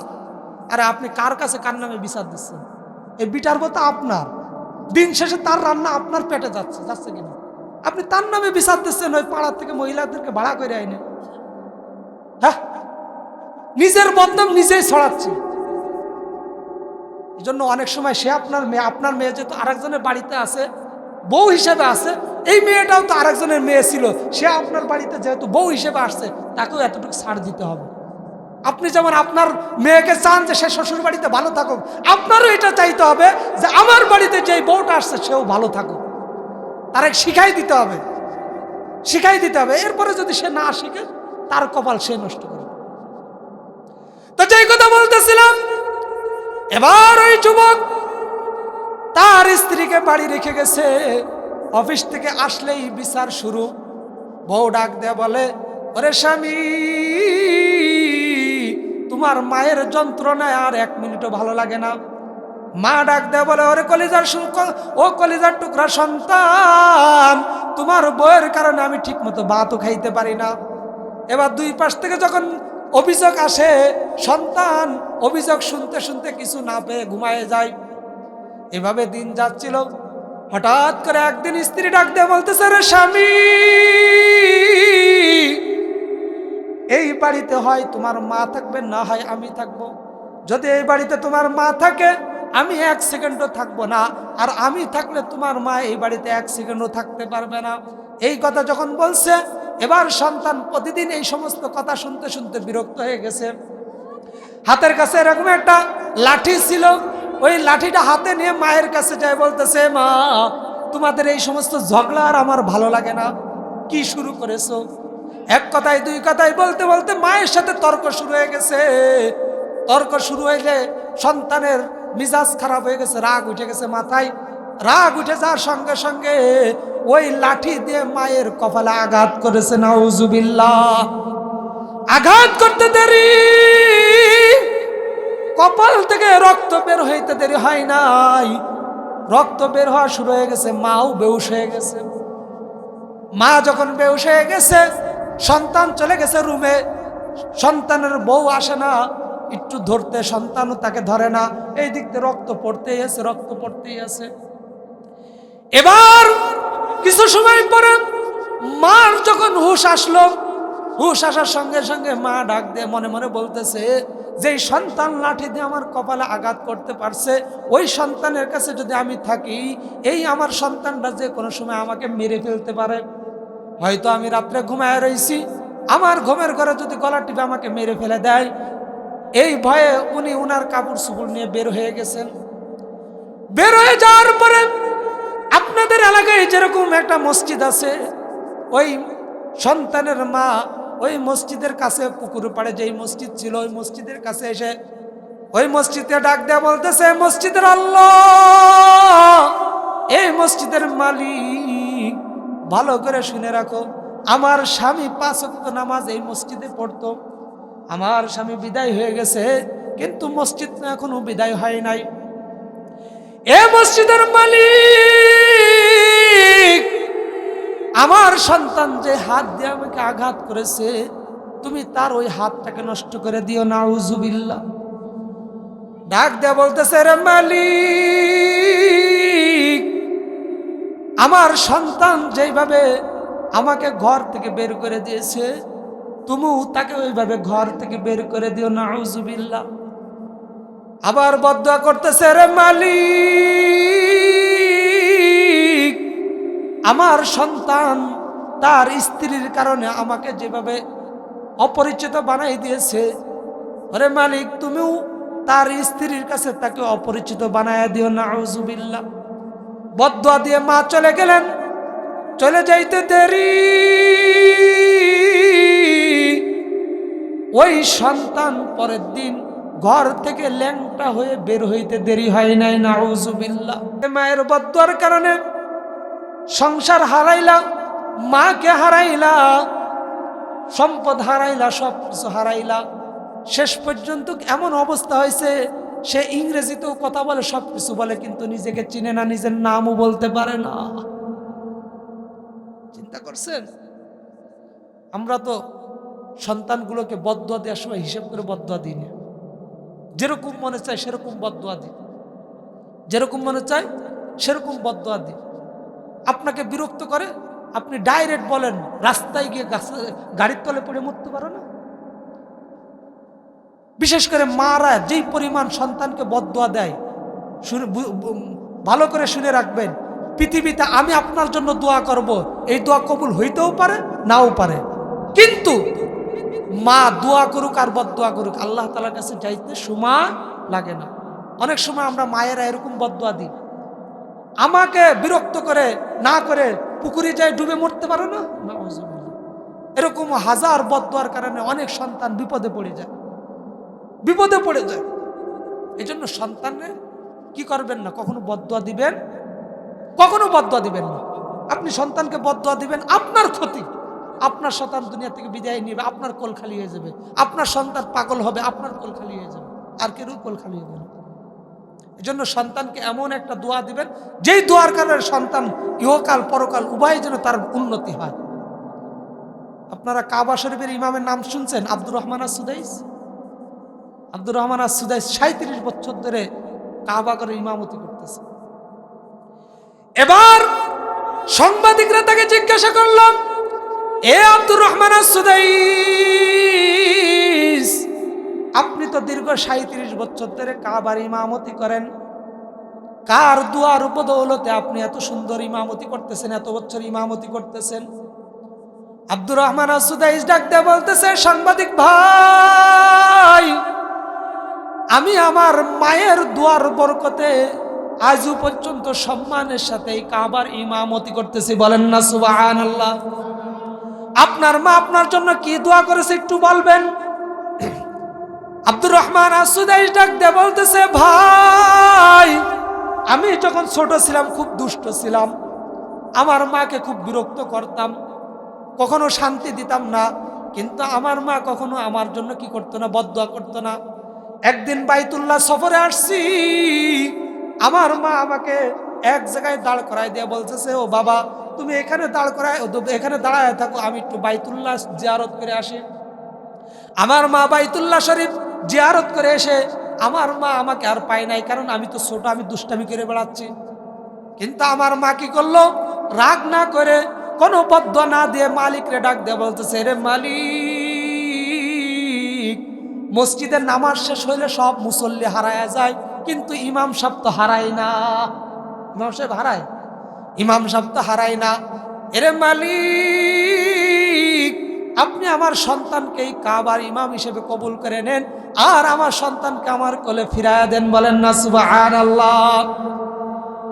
এই সাংবাদিক ভাইরা আমার, একদিন আমাদের বাড়িতে অনেক মেহমান আসছিল, অনেক রকম আয়োজন চলতেছে, খাবারের আইটেম চলতেছে, খাবার রান্না হচ্ছে, সব রান্না শেষ, জোহরের সময় হয়ে যাচ্ছে, সবাইকে খাবার দিবে, সব রান্না শেষ হয়ে গেছে, শুধুমাত্র গোস্তটুকু রান্না বাকি রয়েছে। আমার মা চুলার উপরে গোস্ত রান্না করতেছে, রান্নাও প্রায় শেষ, রান্নাও শেষ, একটু পরেই ওই রান্নাটা চুলার থেকে নামাবে, নামানোর পরে সবাইকে খাবার দিবে। আমি দুষ্টামি করতে করতে ওই রান্না করা গোস্তর ভিতর এক মুঠ বালু দিয়ে দিছি। কি দিছে? বালু। আচ্ছা, এই তরকারিকে আর খাওয়া যাবে? আর খাওয়া যাবে? যাবে না। ঘরে মেহমান ভর্তি, ঘরে মেহমান ভর্তি, একটু পরে তাদেরকে খাবার দেবে। আর সবচাইতে গুরুত্বপূর্ণ জিনিসই তো গোস্ত থাকে। খাবার যাই দিক, যদি গোস্ত না দেয় ওই বাড়ির বদনামের শেষ নাই। আর এত কিছু দিল কিন্তু গোস্ত দিল না, কি খাওয়ার খাওয়াইছে? বুঝছেন না কথা? এই জন্য সর্বশেষ গোস্ত দিবে, এই টাইমে এই কাজটা করছে, এক মুঠ বালু দিয়ে দিছে, এক মুঠ বালু দিয়ে দিছে। বালু দিলে এবার মা কি পরিমাণ রাগ হওয়ার কথা চিন্তা করেন।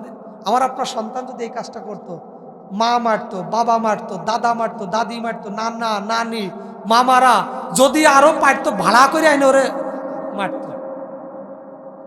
যে কি কাজটা করলো, আমাদের মুখ নষ্ট করে ফেলে দিল, কি বলেন ঠিক কিনা?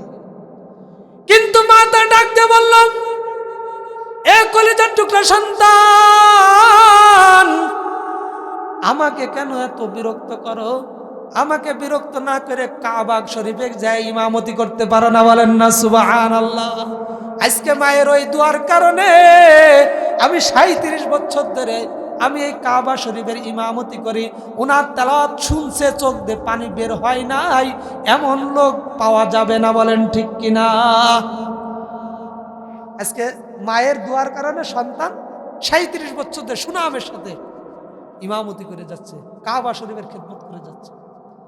রমজান মাসে তারাবির শেষে মানুষ কোটি কোটি টাকার গাড়ি দেওয়ার জন্য তাদের জন্য অপেক্ষা করে, যে হুজুর আমার চাবিটা একটু নেন, আমার গাড়িটা আপনাকে উপহার দিতে চাই।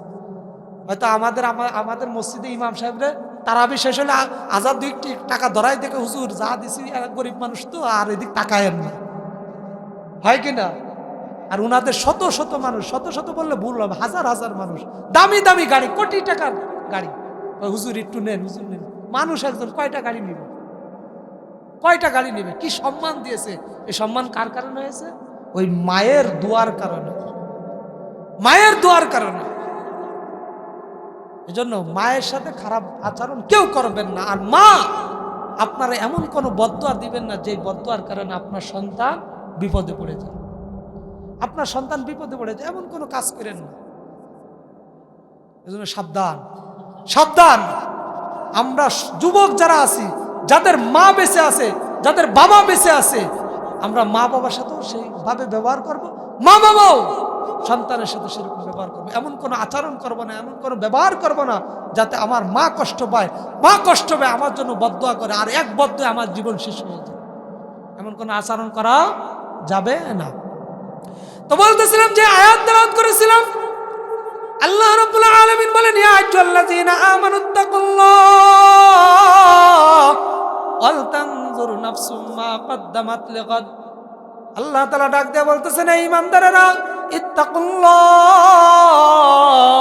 তোমরা আমি আল্লাহকে ভয় করো, ওয়াল তানজুর নাফসুম মা কদ্দামাত লিগাদ, এবং তোমরা আগামী দিনের জন্য যা পারো তাই সঞ্চয় করো, যতটুকু পারো তোমরা ততটুকু নামাজ আদায় করো, ইবাদত বন্দেগী করো, পর্দায় চলাফেরা করো, সময় পাও মানুষের সাথে গল্প না করে আল্লাহ তাআলার তাসবিহগুলো তেলাওয়াত করো, সুবহানাল্লাহ পড়ো, আলহামদুলিল্লাহ পড়ো, আল্লাহু আকবার পড়ো। সময় যদি আরো থাকে তাহলে আল্লাহ রাসূলের উপর দুরূদ শরীফ পড়ো, তোমার লাভ হবে। তুমি চার দোকানে বসে সারাদিন গল্প করবা, তোমার আমল নামায় গুনাহ ছাড়া অন্য কিছু হবে না।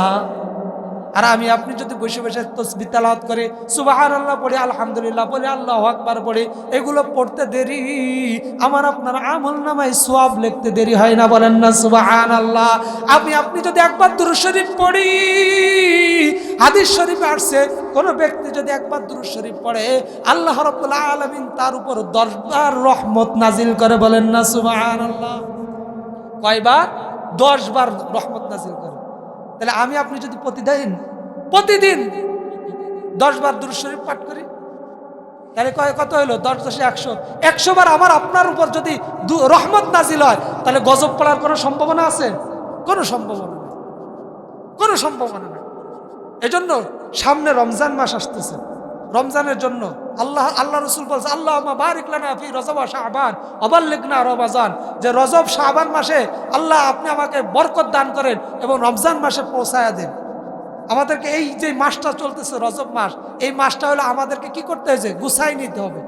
আমার রমজান মাসে যেন কোনো ব্যাঘাত না ঘটে, আমি যে কাজগুলো করব কাজগুলো করতে যেন আমার ব্যাঘাত না ঘটে। আর আমি আপনি কি করি? রমজান মাসে আমার আপনার যত কাজ বেড়ে যায়, ব্যবসা বলেন, সন্তানদের মার্কেট করার জন্য, স্ত্রীকে ভালো কাপড় কিনে দেওয়ার জন্য, মা বাবাকে ভালো কাপড় কিনে দেওয়ার জন্য যত ব্যস্ততা আছে সব ব্যস্ততা রমজান মাসে নিয়ে আসে। আর সাহাবীরা কি করতেন? রমজান মাসের আগ মুহূর্তে রজব এবং শাবান মাসে তারা যত কাজ আছে সব কাজ গুছাই ফেলতেন, যাতে করে রমজানে কোনো কাজ না করা লাগে। রমজানের দিন রাত 24 ঘন্টা চলবে শুধু ইবাদত আর ইবাদত, ইবাদত আর ইবাদত, ইবাদত ছাড়া অন্য কোনো কিছু চলবে না। এই জন্য এই মাসটা আমাদেরকে গুছাই নিয়ে রমজান মাসে ইবাদত ছাড়া অন্য কোনো কাজ করা যাবে না, যাবই না। ওইদিক আমার টাকা পয়সা দরকার, যা দরকার আমি করে দিই, রেখে দিই, সব গুছাই দিয়ে দিই। সন্তানের মার্কেট করার টাকা লাগবে, আগে একটু কষ্ট করে রেখে দিই। স্ত্রীকে ভালো কাপড় দিতে হবে, সে কাপড়ের টাকা আগেই গুছাই রেখে দিই। আজকে যাদের জন্য এত কষ্ট করলেন রমজানে রোজা রাখতে পারতেছেন না, যাদের জন্য এত কষ্ট করে রমজানে তারাবি পড়তে পারতেছেন না, দিন শেষে আপনি মারা গেলে তারা আপনাকে রমজান মাসে একবার দোয়া করবেন, আল্লাহ যেই বাবার জন্য এত কষ্ট করেছে, যেই বাবা রোজা না রেখে আমাকে কাপড় কিনে দিয়েছে, যেই স্বামী রোজা না রেখে তারাবির নামাজ না পড়ে আমাকে শাড়ি কিনে দিয়েছে, আমার স্বামীটাকে আমার বাবাকে একটু মাফ করে দাও। বলবে? কোনোদিনও বলবে না, কোনোদিনও বলবে না। এজন্য আখেরাতের জন্য অলতাংজুর নাফসুম মা কদ্দামাত লিগাদ, আখেরাতের যে কামাই আছে, যে সঞ্চয় আছে সেটা এখন থেকেই করতে হবে। সামনে যে সিজন আসতেছে, এই সিজন হলো ইবাদতের সিজন। রমজান মাস হলো ইবাদতের মাস, ইবাদতের সিজন। মহিলারা তো ওই সময় সারাদিন রোজা রাখছে, কাজ কাম নেই, 4-5 জন একসাথে বসে গল্প করবে। দুনিয়ার যত গল্প আছে, এর স্বামী ভালো না, ওই বিটা ভালো না, এ ভালো না, তা ভালো না, দুনিয়ার গল্প করে। আর ওই গল্প না করে তুমি একটু কোরআন শরীফ তেলাওয়াত করো, দুরূদ শরীফ পড়ো। তুমি আজকে তোমার স্বামীর বদনাম আরেকজনের কাছে বলতেছো, দিন শেষে রাত যখন আসবে ওই স্বামীর ল্যাপের তলেতে তুমি ঘুমাবে না, আরেকজন মহিলা আসবে। তাহলে আজকে কার বদনাম কার কাছে তুমি বলতেছো? আজকে মানে ওয়াজটা অন্যরকম হয়ে যাচ্ছে মনে নাকি? বুঝলেন না? আমার ওয়াজই এরকম। এজন্য আমি কার বদনাম কার কাছে করতেছি? আমার স্বামীর বদনাম আমি আরেকজনের কাছে বলতেছি, আমার বাবার বদনাম আমি আরেকজনের কাছে বলতেছি, আমার মায়ের বদনাম আমি আরেকজনের কাছে করতেছি। এজন্য নিজের কথাগুলো আরেকজনকে না বলা, আরেকজনকে না বলা। এজন্য বসে গল্প না করে ইবাদত বন্দেগী করি। ভালো লাগতেছে না, কিছু সময় তেলাওয়াত করি। তেলাওয়াত করছেন, ভালো লাগতেছে না, তাসবিহ পড়েন। তাসবিহ পড়ছেন, অনেক সময় হয়ে গেছে, ভালো লাগতেছে না, 2 রাকাত করে নফল নামাজ পড়েন। নামাজ পড়ছেন, ভালো লাগতেছে না, আবার সুবহানাল্লাহ আলহামদুলিল্লাহ পড়েন। তাও ভালো লাগতেছে না, সূরা ইখলাস 3 বার পড়েন। সূরা ইখলাস 3 বার পড়লে আল্লাহ রাব্বুল আলামিন আমল নামায় 1 খতমে সওয়াব দিয়ে দেয়, বলেন না সুবহানাল্লাহ। আপনি কোরআন তেলাওয়াত করতে পারেন না, প্রতিদিন সূরা ইখলাস তেলাওয়াত করেন, সূরা ইখলাস 3 বার তেলাওয়াত করেন, হয়ে যাবে।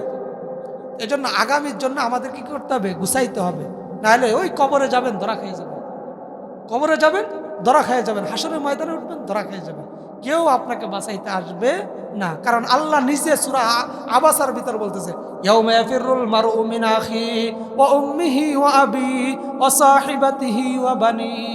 হাসরের ময়দান কায়েম হয়ে যাবে, আপনি আপনার বাবার কাছে যাবেন, আপনার বাবা বলবে আমি তো দুনিয়াতে বিয়েই করিনি, আমার সন্তান আসলো কোথা থেকে?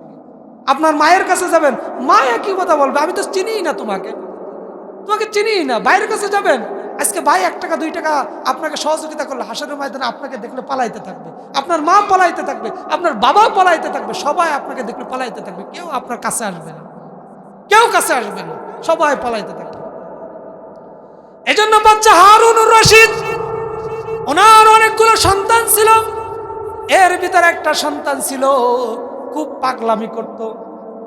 বাচ্চা হারুনুর রশিদ তাহাজ্জুদ নামাজ পড়ে আল্লাহর কাছে ডাক দিয়ে বলতেন, রে মালিক, এই রাষ্ট্র পরিচালনা করতে যায় আমার ভিতরে যেন কোনো ভুল না থাকে, আমি যেন সুন্দরভাবে এই রাষ্ট্র পরিচালনা করতে পারি, এইভাবে দোয়া করতেন। ওনার যে সন্তান ছিল উনি পাগলামি করতেন, গোরস্থানে যায় ডাক দিয়ে বলতেন, কবরবাসী, দুনিয়াতে তোমরা যখন ছিলে থাকা অবস্থায় তোমাদের কত দাপট দেখেছি, মারামারি করতে দেখেছি, একজন আর একজনকে খুন করতে দেখেছি, আজকে তোমরা আমার কথার জবাব দাও। কেউ কথার জবাব দেয় না। গোরস্থানে কি কেউ জবাব দেয়? কেউ জবাব দেয় না।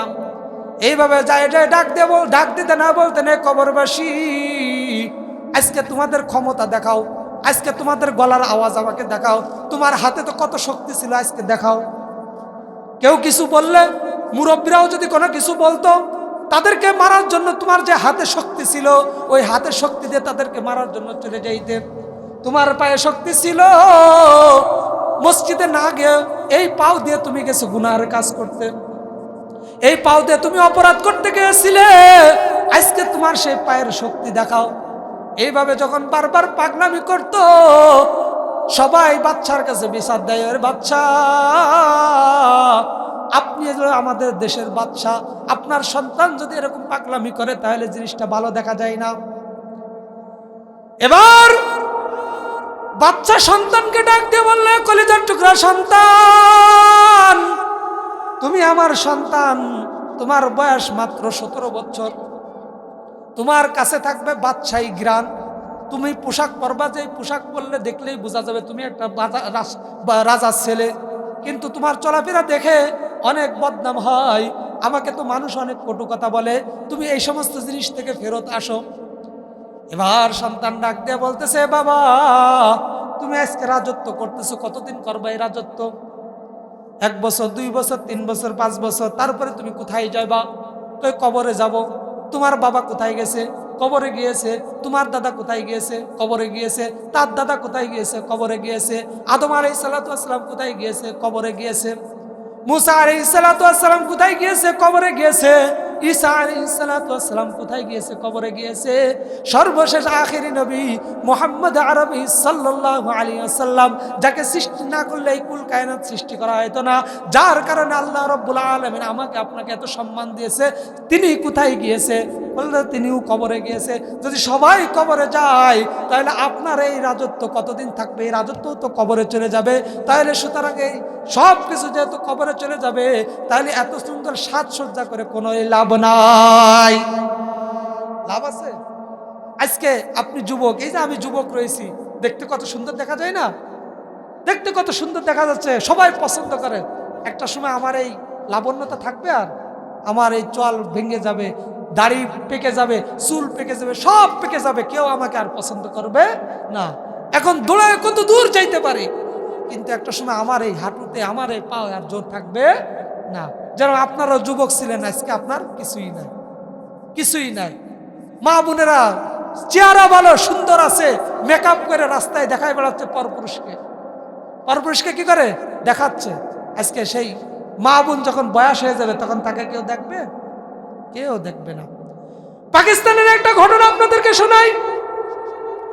এক রাখাল, সে সারাদিন কাজ করার পরে গোরস্থানের পাশে জোহরের নামাজ পড়তে গিয়েছে। জোহরের নামাজ পড়তেছে, নামাজের অর্ধেক হয়ে গেলে হঠাৎ করে তার কানে একটা আওয়াজ আসতেছে। কে যেন গোরস্থানের ওই পাশে বলতেছে, এ এলাকাবাসী, আমি জীবিত আছি, তোমরা আমাকে কবর থেকে বের করো। এবার ওই রাখাল মনে করতেছে, আমি সারাদিন কাজ করতেছি, পেটে ক্ষুধা লাগছে, হয়তো আমি ভুলভাল কিছু শুনতেছি। নামাজ শেষ করলেন। নামাজ শেষ করার পরে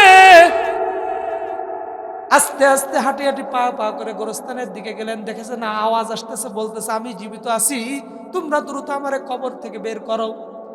এবার ওই লোকটা ভয় পেয়ে গেল, রাখাল ছিলেন। ভয় পেয়ে যাওয়ার পরে এলাকাবাসীকে ডাক দিলেন, সবাই আসলো।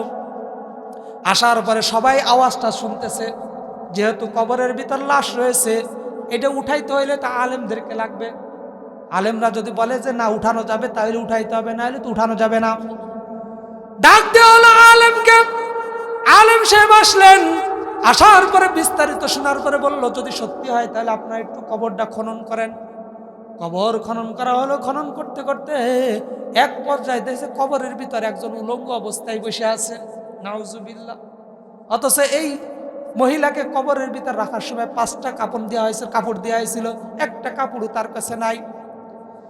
এবং তার চেহারার যে অবস্থা, যারা কবর খনন করতেছিল তারা ভয় পেয়ে গেছে। ভয় পেয়ে তারা দূরে সরে গেছে। সরে যাওয়ার পরে ওই যুবতী ডাক দিয়ে বলতেছে, এলাকাবাসী তোমরা একটা কাপড় দাও, যেই কাপড়ের মাধ্যমে আমি আমার শরীরটা পেঁচায় আমি তোমাদের সাথে একটু সাক্ষাৎ করব। কাপড় দেওয়ার দূর থেকে তাকে ঢিল মেরে তার কবরে কাপড় দেওয়া হলো। সেই কাপড়টা নিয়ে যুবতী পুরো শরীরটার কি করলেন, পেঁচাইলেন। পেঁচানোর পরে কবর থেকে বের হয়ে তার এক দৌড়ে তার ঘরের ভিতরে চলে গেলেন। ঘরের ভিতরে যে দরজাটা লাগাইয়া দিলেন। লাগানোর পরে এলাকাবাসী ডাকতে বলতেছে, যুবতী তুমি দরজা কেন লাগাইছো? দরজাটা একটু খুলো, আমরা তোমার সাথে কথা বলতে চাই। কারণ আমরা তো তুমি যখন মারা গিয়েছিলে, আমরা তো তোমাকে দাফন কাফন করে কবরে রেখে আসছি, তুমি কেন উঠে আসছো, তোমার এই জিনিসটা একটু জানতে চাই। এবার যুবতী ডাকতে বলতেছে, এলাকাবাসী আমি যে অপরাধ করেছি, যে অন্যায় করেছি, যার কারণে আমার শরীরের এমন অবস্থা হয়েছে, যে অবস্থার কারণে আমার শরীর যদি তোমরা দেখো তোমরা ভয় পেয়ে যাবা। এলাকার কিছু শক্তিশালী লোক থাকে, সাহসী লোক থাকে, তারা ডাক দিয়ে বলতেছে, যুবতী বোন সমস্যা নাই, আমরা একটু দেখবো, আমরা সাহসী লোক আছি, কোনো কিছু ভয় পার কোনো কিছুই নাই। এবার যুবতী ডাক দিয়ে বলতেছে, না না না তোমরা ভয় পাইবা, তোমাদেরকে দেখানো যাবে না। বারবার পিড়াপিড়ি করার পরে দরজাটা খুললেন। খোলার পরে মাথার এক সাইডটা একটু কাপড় সরায়া তাদেরকে দেখাইলেন। দেখানোর পরে তারা ভয় পেয়ে গেছে। দেখে যে মাথার ভিতর চুল নাই, গোস্ত নাই, শুধু হাড্ডি দেখা যায়। বলেন নাউজুবিল্লাহ। ডাক দিয়ে বলতেছে, যুবতী তোমার মাথার চুল কোথায়, তোমার মাথার গোস্ত কোথায়, কিছুই তো দেখা যায় না, খালি হাড্ডি আর হাড্ডি। এবার যুবতী ডাকতে বলতেছে, এলাকাবাসী আমি যখন দুনিয়াতে জীবিত ছিলাম, জীবিত থাকা অবস্থায় মাথায় কখনো কি দিতাম না, কাপড় দিতাম না। আমার চুলগুলো খোলা ছিল, পরপুরুষরা আমার চুলগুলো দেখতো। আমি রাস্তাতে হেঁটে যাইতাম, মাথায় কোনো কাপড় দিতাম না, বুরকা পরতাম না, যার কারণে পরপুরুষরা আমার চুলগুলো দেখতো। যার কারণে চুল দেখার কারণে আমার অনেক গুনাহ হইতো। আমার আমল নামে শুধু গুনাহ আর গুনাহ। যেই গুনাহের কারণে আজকে কবরে যাওয়ার পরেই আমার চুলগুলো একটা একটা করে পিলাস দিয়ে টাইনে উঠাইছে। যেই উঠানোর কারণে চামড়া সব গোস্ত সব সব উঠে গেছে। বলেন নাউজুবিল্লাহ। এবার যুবতী ডাক দিয়ে বলতেছে, আরো কঠিন অবস্থা, অবস্থা বেশি একটা ভালো না। যুবতী ডাক দেয়, এলাকাবাসী ডাক দিয়ে বলতেছে, কি অবস্থা খারাপ একটু বলো। এবার যুবতী মুখ থেকে যে কাপড় ছিল কাপড়টা সরাইয়া দিছে। কাপড় সরাইতে দেরি, মুখের যে গোস্ত আছে কোনো কিছুই দেখা যায় না, শুধু হাড্ডি আর দাঁত দেখা যায়। এলাকাবাসী ডাকতে বলতেছে, যুবতী তোমার তো ঠোঁট ছিল সুন্দর, তোমার দাঁতগুলো অনেক সুন্দর, তোমার ঠোঁট গেল কোথায়? তোমার তো এখানে কোনো কিছুই দেখা যায় না, গোস্ত নাই, কোথায় গেল এগুলো? এবার ওই যুবতী মেয়ে ডাকতে বলতেছে, এলাকাবাসী আমি আমার ঠোঁটে অনেক রকমের লিপস্টিক দিতাম। যেই লিপস্টিক দিয়ে আমি রাস্তাতে হেঁটে যাইতাম, যুবক ছেলেদেরকে কি করতাম, পাগল করতাম। এমনকি বৃদ্ধ বাবাজিরাও আমার এই ঠোঁট দেখে তারা অনেক মজা নিত। আমার ঠোঁটে অনেক ধরনের লিপস্টিক দেওয়ার কারণে রাস্তায় যত যুবকরাও দেখছে, যত পুরুষ মানুষ দেখছে, এর কারণে আমার আমল নামায় অনেক জিনার গুনাহ লেখা হয়েছে। আমি কবরে যাইতে দেরি, যাওয়ার সঙ্গে সঙ্গে আমার ঠোঁটগুলো পিলাস দিয়ে আমার গোস্তটা টেনে উঠাইতে দেরি করে নাই। বলেন না নাউজুবিল্লাহ। এবার হাত দেখাচ্ছে, এ এলাকাবাসী তোমরা আমার হাতগুলো দেখো। হাত দেখাইছে, হাতে কোনো গোস্ত নাই, শুধু হাড্ডি আছে। ডাক দেয়া বলতেছে, তোমার হাতের এই অবস্থা কেন, কি হয়েছে?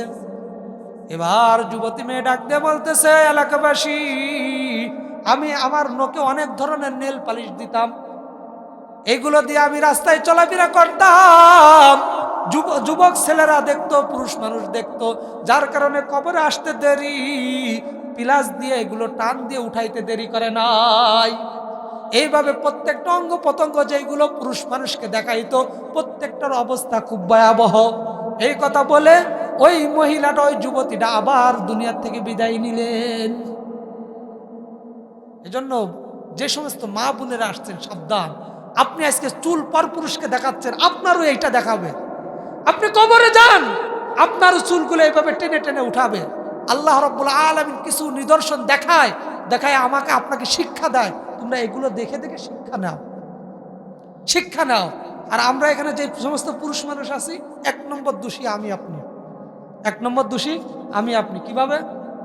কিতাবে আসছে একটা মহিলা 4টা পুরুষকে জাহান্নামে নেবে। কয়টা পুরুষকে? কয়টা পুরুষ? 4টা পুরুষ। 1 নম্বর তার বাবা। ওই মহিলা হাসরের ময়দানে মামলা দায়ের করবে, আল্লাহ আমার বাবা কখনো আমার পর্দার কথা বলে নাই, কখনো ইসলাম শিক্ষা দেয় নাই, কোরআন শিক্ষা দেয় নাই। আজকে আমি পর্দায় বেপর্দায় চলাফেরা করেছি, আমার বাবা কখনো বাধা দেয় নাই, কোনো কিছুই বলে নাই। সুতরাং আমি জাহান্নামে একা যাবো কেন? আমি আমার বাবাকে নিয়ে যাব। এই জন্য যারা বাবারা আছেন, প্রস্তুতি নেন জাহান্নামে যাওয়ার জন্য, প্রস্তুতি নেন জাহান্নামে যাওয়ার জন্য। 2 নম্বর জাহান্নামে মামলা দায়ের করবে, তিনি হবেন ভাই। তিনি কে? ভাই। বলবে, আল্লাহ আমি চলাফেরা করছি, উল্টো পাল্টা চলাফেরা করছে, আমার ভাই কখনো আমাকে নিষেধ করে নাই। ও যদি বলতো হয়তো তার কথা শুনে আমি বেপর্দা চলাফেরা করতাম না, পর্দায় চলাফেরা করতাম। সুতরাং আমার ভাইয়ের নামে আপনি মামলা দায়ের করেন, তাকে নিয়ে আমি জাহান্নামে যাব। 3 নম্বর স্বামী। দেখেন স্বামীরা কয় নম্বর রাখছে? 3 নম্বর। আগে কে?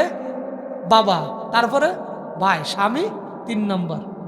বলবে, আমার স্বামী, একসাথে ঘুমাইছি, একসাথে চলাফেরা করছি, মাহফিলে গেছে, ওয়াজ শুনছে, মসজিদে গেছে, জুমার সময় বয়ান করছে, সব কিছু শুনছে, কিন্তু আমাকে কখনো নিষেধ করে নাই, আমাকে কখনো বলে নাই। সুতরাং আমি একা জাহান্নামে যাব কেন? রাত ঈশার নামাজ পড়ছে, আইসে একসাথে খাইছি, একসাথে ঘুমাইছি, কিন্তু আমার স্বামী একবারও বলে না, এই আমার সাথে ঘুমাইতে হলে নামাজ পড়তে হবে, নামাজ না পড়লে তোমার সাথে আমি ঘুমাবো না। নামাজ না পড়লে কি করবো না, তোমাকে আমি নিয়ে ঘুমাইতে যাইব না।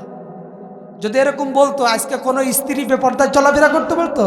কোনো স্ত্রী, কোনো মেয়ে নামাজ ছাড়া থাকতে পারতো? পারতো না। 4 নম্বর তার সন্তান। 4 নম্বর তার সন্তান, ছেলে সন্তান। ছেলে সন্তান বলবে যে আমার ভাই কখনো আমাকে নিষেধ করে নাই, আমি গুনাহ করেছি, অপরাধ করেছি, কলেজে গিয়েছি, ছেলেদের সাথে আড্ডা দিয়েছি, অবৈধ প্রেম করছি, কিন্তু আমাকে নিষেধ করে নাই। সুতরাং আমি একা যাব কেন? আমি একা কেন যাব? আমার ভাইকে নিয়ে আমি জাহান্নামে যাব। তাহলে মামলা কয়জন খাইলেন? কয়জন? বাবা, ভাই, স্বামী, ছেলে। অন্যায় করলে একজন, মামলা খাইলো কয়জন? 4 জন। এ তো সহজ হিসাব। এলাকায় মারামারি করে 2 জন, মামলা খায় কয়জন? পুরো এলাকাবাসী, পুরো এলাকার লোকজন মামলা খায়। সহজ হিসাব।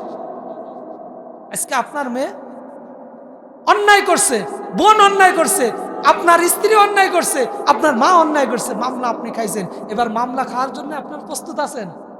যা সময় কোর্টে উঠা লাগবে না, ওই যে উকিল আছে তার সাথে যোগাযোগ করে যায়, টাকা পয়সা নিয়ে যায় হাসরের ময়দানে। টাকা পয়সার কাজে লাগবেন না? ওইখানে উকিল কারে ধরবেন? কে উকিল হবে আপনার? একজন উকিল আছেন, তিনি হলেন মুহাম্মদ সাল্লাল্লাহু আলাইহি সাল্লাম। তারে উকিল বানাই নিয়ে যায়। তারে উকিল বানাইতে হলে আপনার স্ত্রী বেপর্দায় চলতে পারবে না, আপনার মেয়ে বেপর্দায় চলতে পারবে না, আপনার বোন বেপর্দায় চলতে পারবে না। তো যে কথা বলতে বলতেছিলাম বাচ্চা হারুনুর রশিদের সন্তান। এই কথা বলার পরে বলতেছে সবাই যেহেতু কবরে চলে যাবে সুতরাং এত আরামায়েশের কোনোই দরকার নাই। তখন বাচ্চা হারুনুর রশিদ ডাক দিয়ে বলতেছে এ সন্তান, তোমার কারণে আমার মান সম্মান চলে যাচ্ছে, তোমার কারণে আমার মান সম্মান চলে যাচ্ছে, তুমি তোমার সিদ্ধান্ত নিয়ে নাও। অনেক লম্বা ঘটনা। এবার বাচ্চা হারুনের সন্তান বললো ঠিক আছে, আমি আমার সিদ্ধান্ত নিয়ে নিলাম, আমি আর আপনার এই রাজ্যে থাকবো না। বাচ্চা হারুনের এই সন্তানটা চলে গেলেন অন্য এলাকায়। যাওয়ার পরে উনি ইবাদত বন্দেগী করেন, প্রতিদিন ইবাদত বন্দেগী করতেছেন। করতে করতে যেহেতু উনার তো খাওয়ার দরকার আছে, কাপড় চুপড় পরার দরকার আছে, উনি সপ্তাহে শনিবারে ইবাদত বন্দেগী করেন না, ওই দিন মানুষের কাজ করেন। কাজ করে যেই টাকাগুলো পান ওই টাকাগুলো দিয়ে পুরো সপ্তাহে চলাচল করেন। এবার একদিন হাটে উনি বসছেন, দেখে যে অনেক লোকজন, এখানে তো অনেক কথা হয়, কারণ হাটে লোক উঠলে তো অনেক কথা হয়। উনি চিন্তা করলেন এখানে যদি আমি থাকি তাহলে অনেক কথা হবে, আমি ইবাদত বন্দি করতে পারবো না। উনি হাটের এক কোনায় গাছের তলায় বসে আছে, বসে ওইখানে উনি অপেক্ষা করতেছে কে উনাকে কিনে নিয়ে যাবেন, এবং অপেক্ষা করতেছে আর মুখে জিকির করতেছে, বলেন না সুবহানাল্লাহ। একজন ওই জামানার একজন আল্লাহওয়ালা, উনি হঠাৎ করে দেখলেন একজন কোন একটা লোক বসে আছে, দেখে মনে হচ্ছে অনেক আমলদার, অনেক আল্লাহওয়ালা। উনি যখন তার সাথে কথাবার্তা ফাইনাল করলেন, কথা ফাইনাল করার পরে উনি ডাক দিয়ে বলতেছেন আমি আপনার বাড়ি কাজ করব দুইটা শর্তে। কয়টা শর্তে? দুইটা শর্তে। এক নম্বর শর্ত হলে আপনি আমাকে 1 দিরহাম দিবেন। কয় দিরহাম? 1 দিরহাম। আপনি আমাকে 2 দিরহাম দিলে আমি নেব না, কারণ হয়তো আমার কাজ দেখে আপনার ভালো লাগবে, আপনি একটু টাকা বাড়ায় দিবেন, কিন্তু আমি বেশি নেব না, আমি 1 দিরহামই নেব। 1 দিরহামের বেশি নিতে পারবো না, কারণ আমার একটা সপ্তাহে চলতে হলে 1 দিরহামের বেশি লাগে না। আর যদি আমি বেশি নিই তাহলে আমার আল্লাহর কাছে হিসাব দেওয়া লাগবে, আমি হিসাব দিতেও পারবো না, আমি বেশিও নেব না। বলেন না সুবহানাল্লাহ। কি হিসাবই দেখছেন, বেশি নিতেও পারবো না, হিসাবও দিতে পারবো না। আর আমি আপনি অফিসে চাকরি করি, উপরে বেতন তো পাই, তলে আবার কিছু না দিলে অফিসের ফাইল কি হয় না, সই হয় না। এবার ওই লোকটা শর্ত অনুযায়ী 1 নম্বর শর্ত দিয়ে দিলেন। 2 নম্বর শর্ত হলো আজান হইতে দেরি আমাকে দিয়ে আর কোনো কাজ করাইতে পারবেন না। বলেন না সুবহানাল্লাহ। আর আমি আপনি আর আজান হচ্ছে, এখন বহুত সময় আছে, গলির টাইম, অনেক সময় পড়ে নিবান। কিন্তু বাচ্চা হারুনের রশিদের সন্তান রাজত্ব ছেড়ে দিয়েছে, বাবা রাজা, কোনো কিছুর অভাব আছে? কোনো কিছুর অভাব নাই। এত সুন্দর আলিশান বাড়ি টাড়ি সব ছেড়ে দিয়ে চলে গেছেন। এবার উনি বললেন ঠিক আছে, তোমার 2টা শর্ত আমি মেনে নিলাম, চলো আমার সাথে আমার বাড়িতে কাজ করতে হবে। এবার ওই জামানার বিশ্বলি তাকে একটা কাজে লাগাই দেউরি চিন্তা করলেন এ কাজ করুক, অনেক কাজ তো কাজ করুক, আমি একটু অন্য জায়গাতে একটু ঘুরে আসি। স্বাভাবিকভাবে ওই কাজটা করতে মিনিমাম 10 জন লোক লাগবে, আর একজন যদি করে তাও লাগবে 10 দিন। কিন্তু কিছু সময় এসে পরে দেখে ওই কাজটা ওই হারুনুর রশিদের সন্তান একাই করে ফেলেছে অল্প সময়ের মধ্যে। বলেন না সুবহানাল্লাহ। জামানার আলী উনি চিন্তা করলেন হাই রে, এই লোকটাই অল্প সময়ে কিভাবে এত কাজ করলো। উনি আশ্চর্য হয়ে গেলেন, কারণ এইটুক কাজ তো এত অল্প সময়ই করতে পারে না। উনি তাকে জিজ্ঞাসা করলেন, তখন উনি বললেন আমি যে আল্লাহর কাজ করি ওই আল্লাহ আমার কাজ করে দেবে, এটাই স্বাভাবিক। সুতরাং আমি যে মালিকের কাজ করি ওই মালিক আমার কাজ করে দিয়েছে, আমার কাজ করতে কোনো কষ্ট হয় না।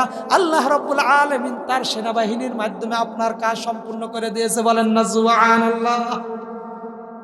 তাহলে আপনি যদি আল্লাহর হয়ে যান আল্লাহ আপনার হয়ে যাবে, আপনি আল্লাহর হইলে আল্লাহ কি আপনার হয়ে যাবে। আর আপনি হবেন হলো দুনিয়ার, আল্লাহ কি আপনার হবে? আল্লাহ আপনার হবে না, আল্লাহ আপনার হবে না। এটা না আমি যে আয়াতে কারিমা তেলাওয়াত করছি, আল্লাহ কি বলতেছেন, ইয়া আইয়ুহাল্লাযিনা আমানুত্তাকুল্লাহ, তোমরা আমি আল্লাহকে ভয় করো। ওয়াল তানজুর নাফসুম মা কদ্দামাত, হাসরের ময়দানের জন্য কিছু সঞ্চয় করো, কিছু সঞ্চয় করো। আমি তো তোমাকে পাঠাইছি আমার ইবাদত করার জন্য, তারপরে তো আমার ইবাদত বেশি সময় করা লাগবে না, স্বল্প সময় তুমি করো।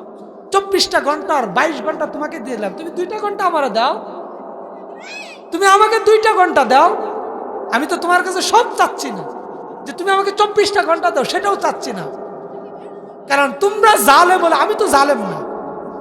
আমি 24টা ঘন্টা 2টা ঘন্টা চাচ্ছি, আর বাকি সব তোমার ছেলেকে দাও, তোমার মেয়েকে দাও, তোমার স্ত্রীকে দাও, তোমার মা বাবাকে দাও, সবাইকে দাও, আমার 2টা ঘন্টা দাও, কিন্তু আপনি তো সেটাও দেই না।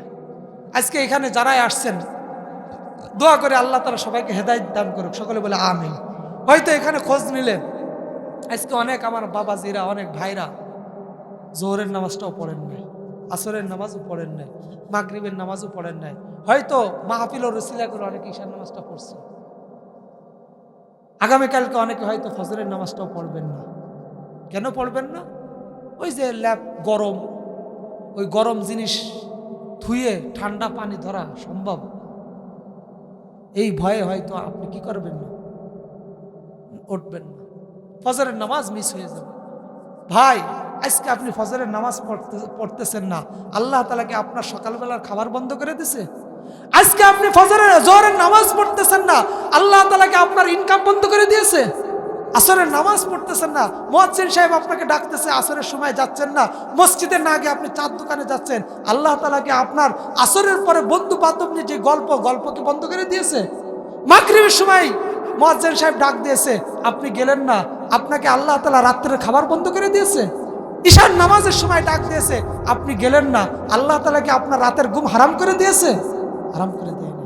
প্রত্যেকটা নামাজ আপনি আপনার কাছ থেকে বিদায় নিচ্ছে, আল্লাহ তাআলা আপনার সাথে জুলুম করে নাই, আল্লাহ তাআলা আপনাকে সব কিছু দিয়েছে, কেন আপনি আল্লাহ তাআলা দিকে নামাজ পড়তেছেন, আল্লাহ আপনাকে খাওয়াচ্ছে, নামাজ পড়তেছেন না, কত ইবাদত আপনি করতেছেন না, তারপরে আল্লাহকে আপনার কাছ থেকে এক লুকমা খাবার কেড়ে নিয়েছে? কেড়ে নেয়নি। আপনি জোহরের নামাজ পড়েন নাই, আপনার কি দুপুরের খাবার আপনার মুখ থেকে কেড়ে নিয়েছে? কেড়ে নেয়নি। এই জন্য আসুন আমরা একটু আল্লাহর দিকে রুজু হই। দুনিয়া ছেড়ে দেবেন, আপনার থেকে বহুত শক্তিশালী লোক দুনিয়ায় ছিল, তারা কেউ নাই, ফিরাউন, হামান, কারুন কেউ আছে? কেউ নাই, সবাই চলে গেছে, আপনি চলে যাব।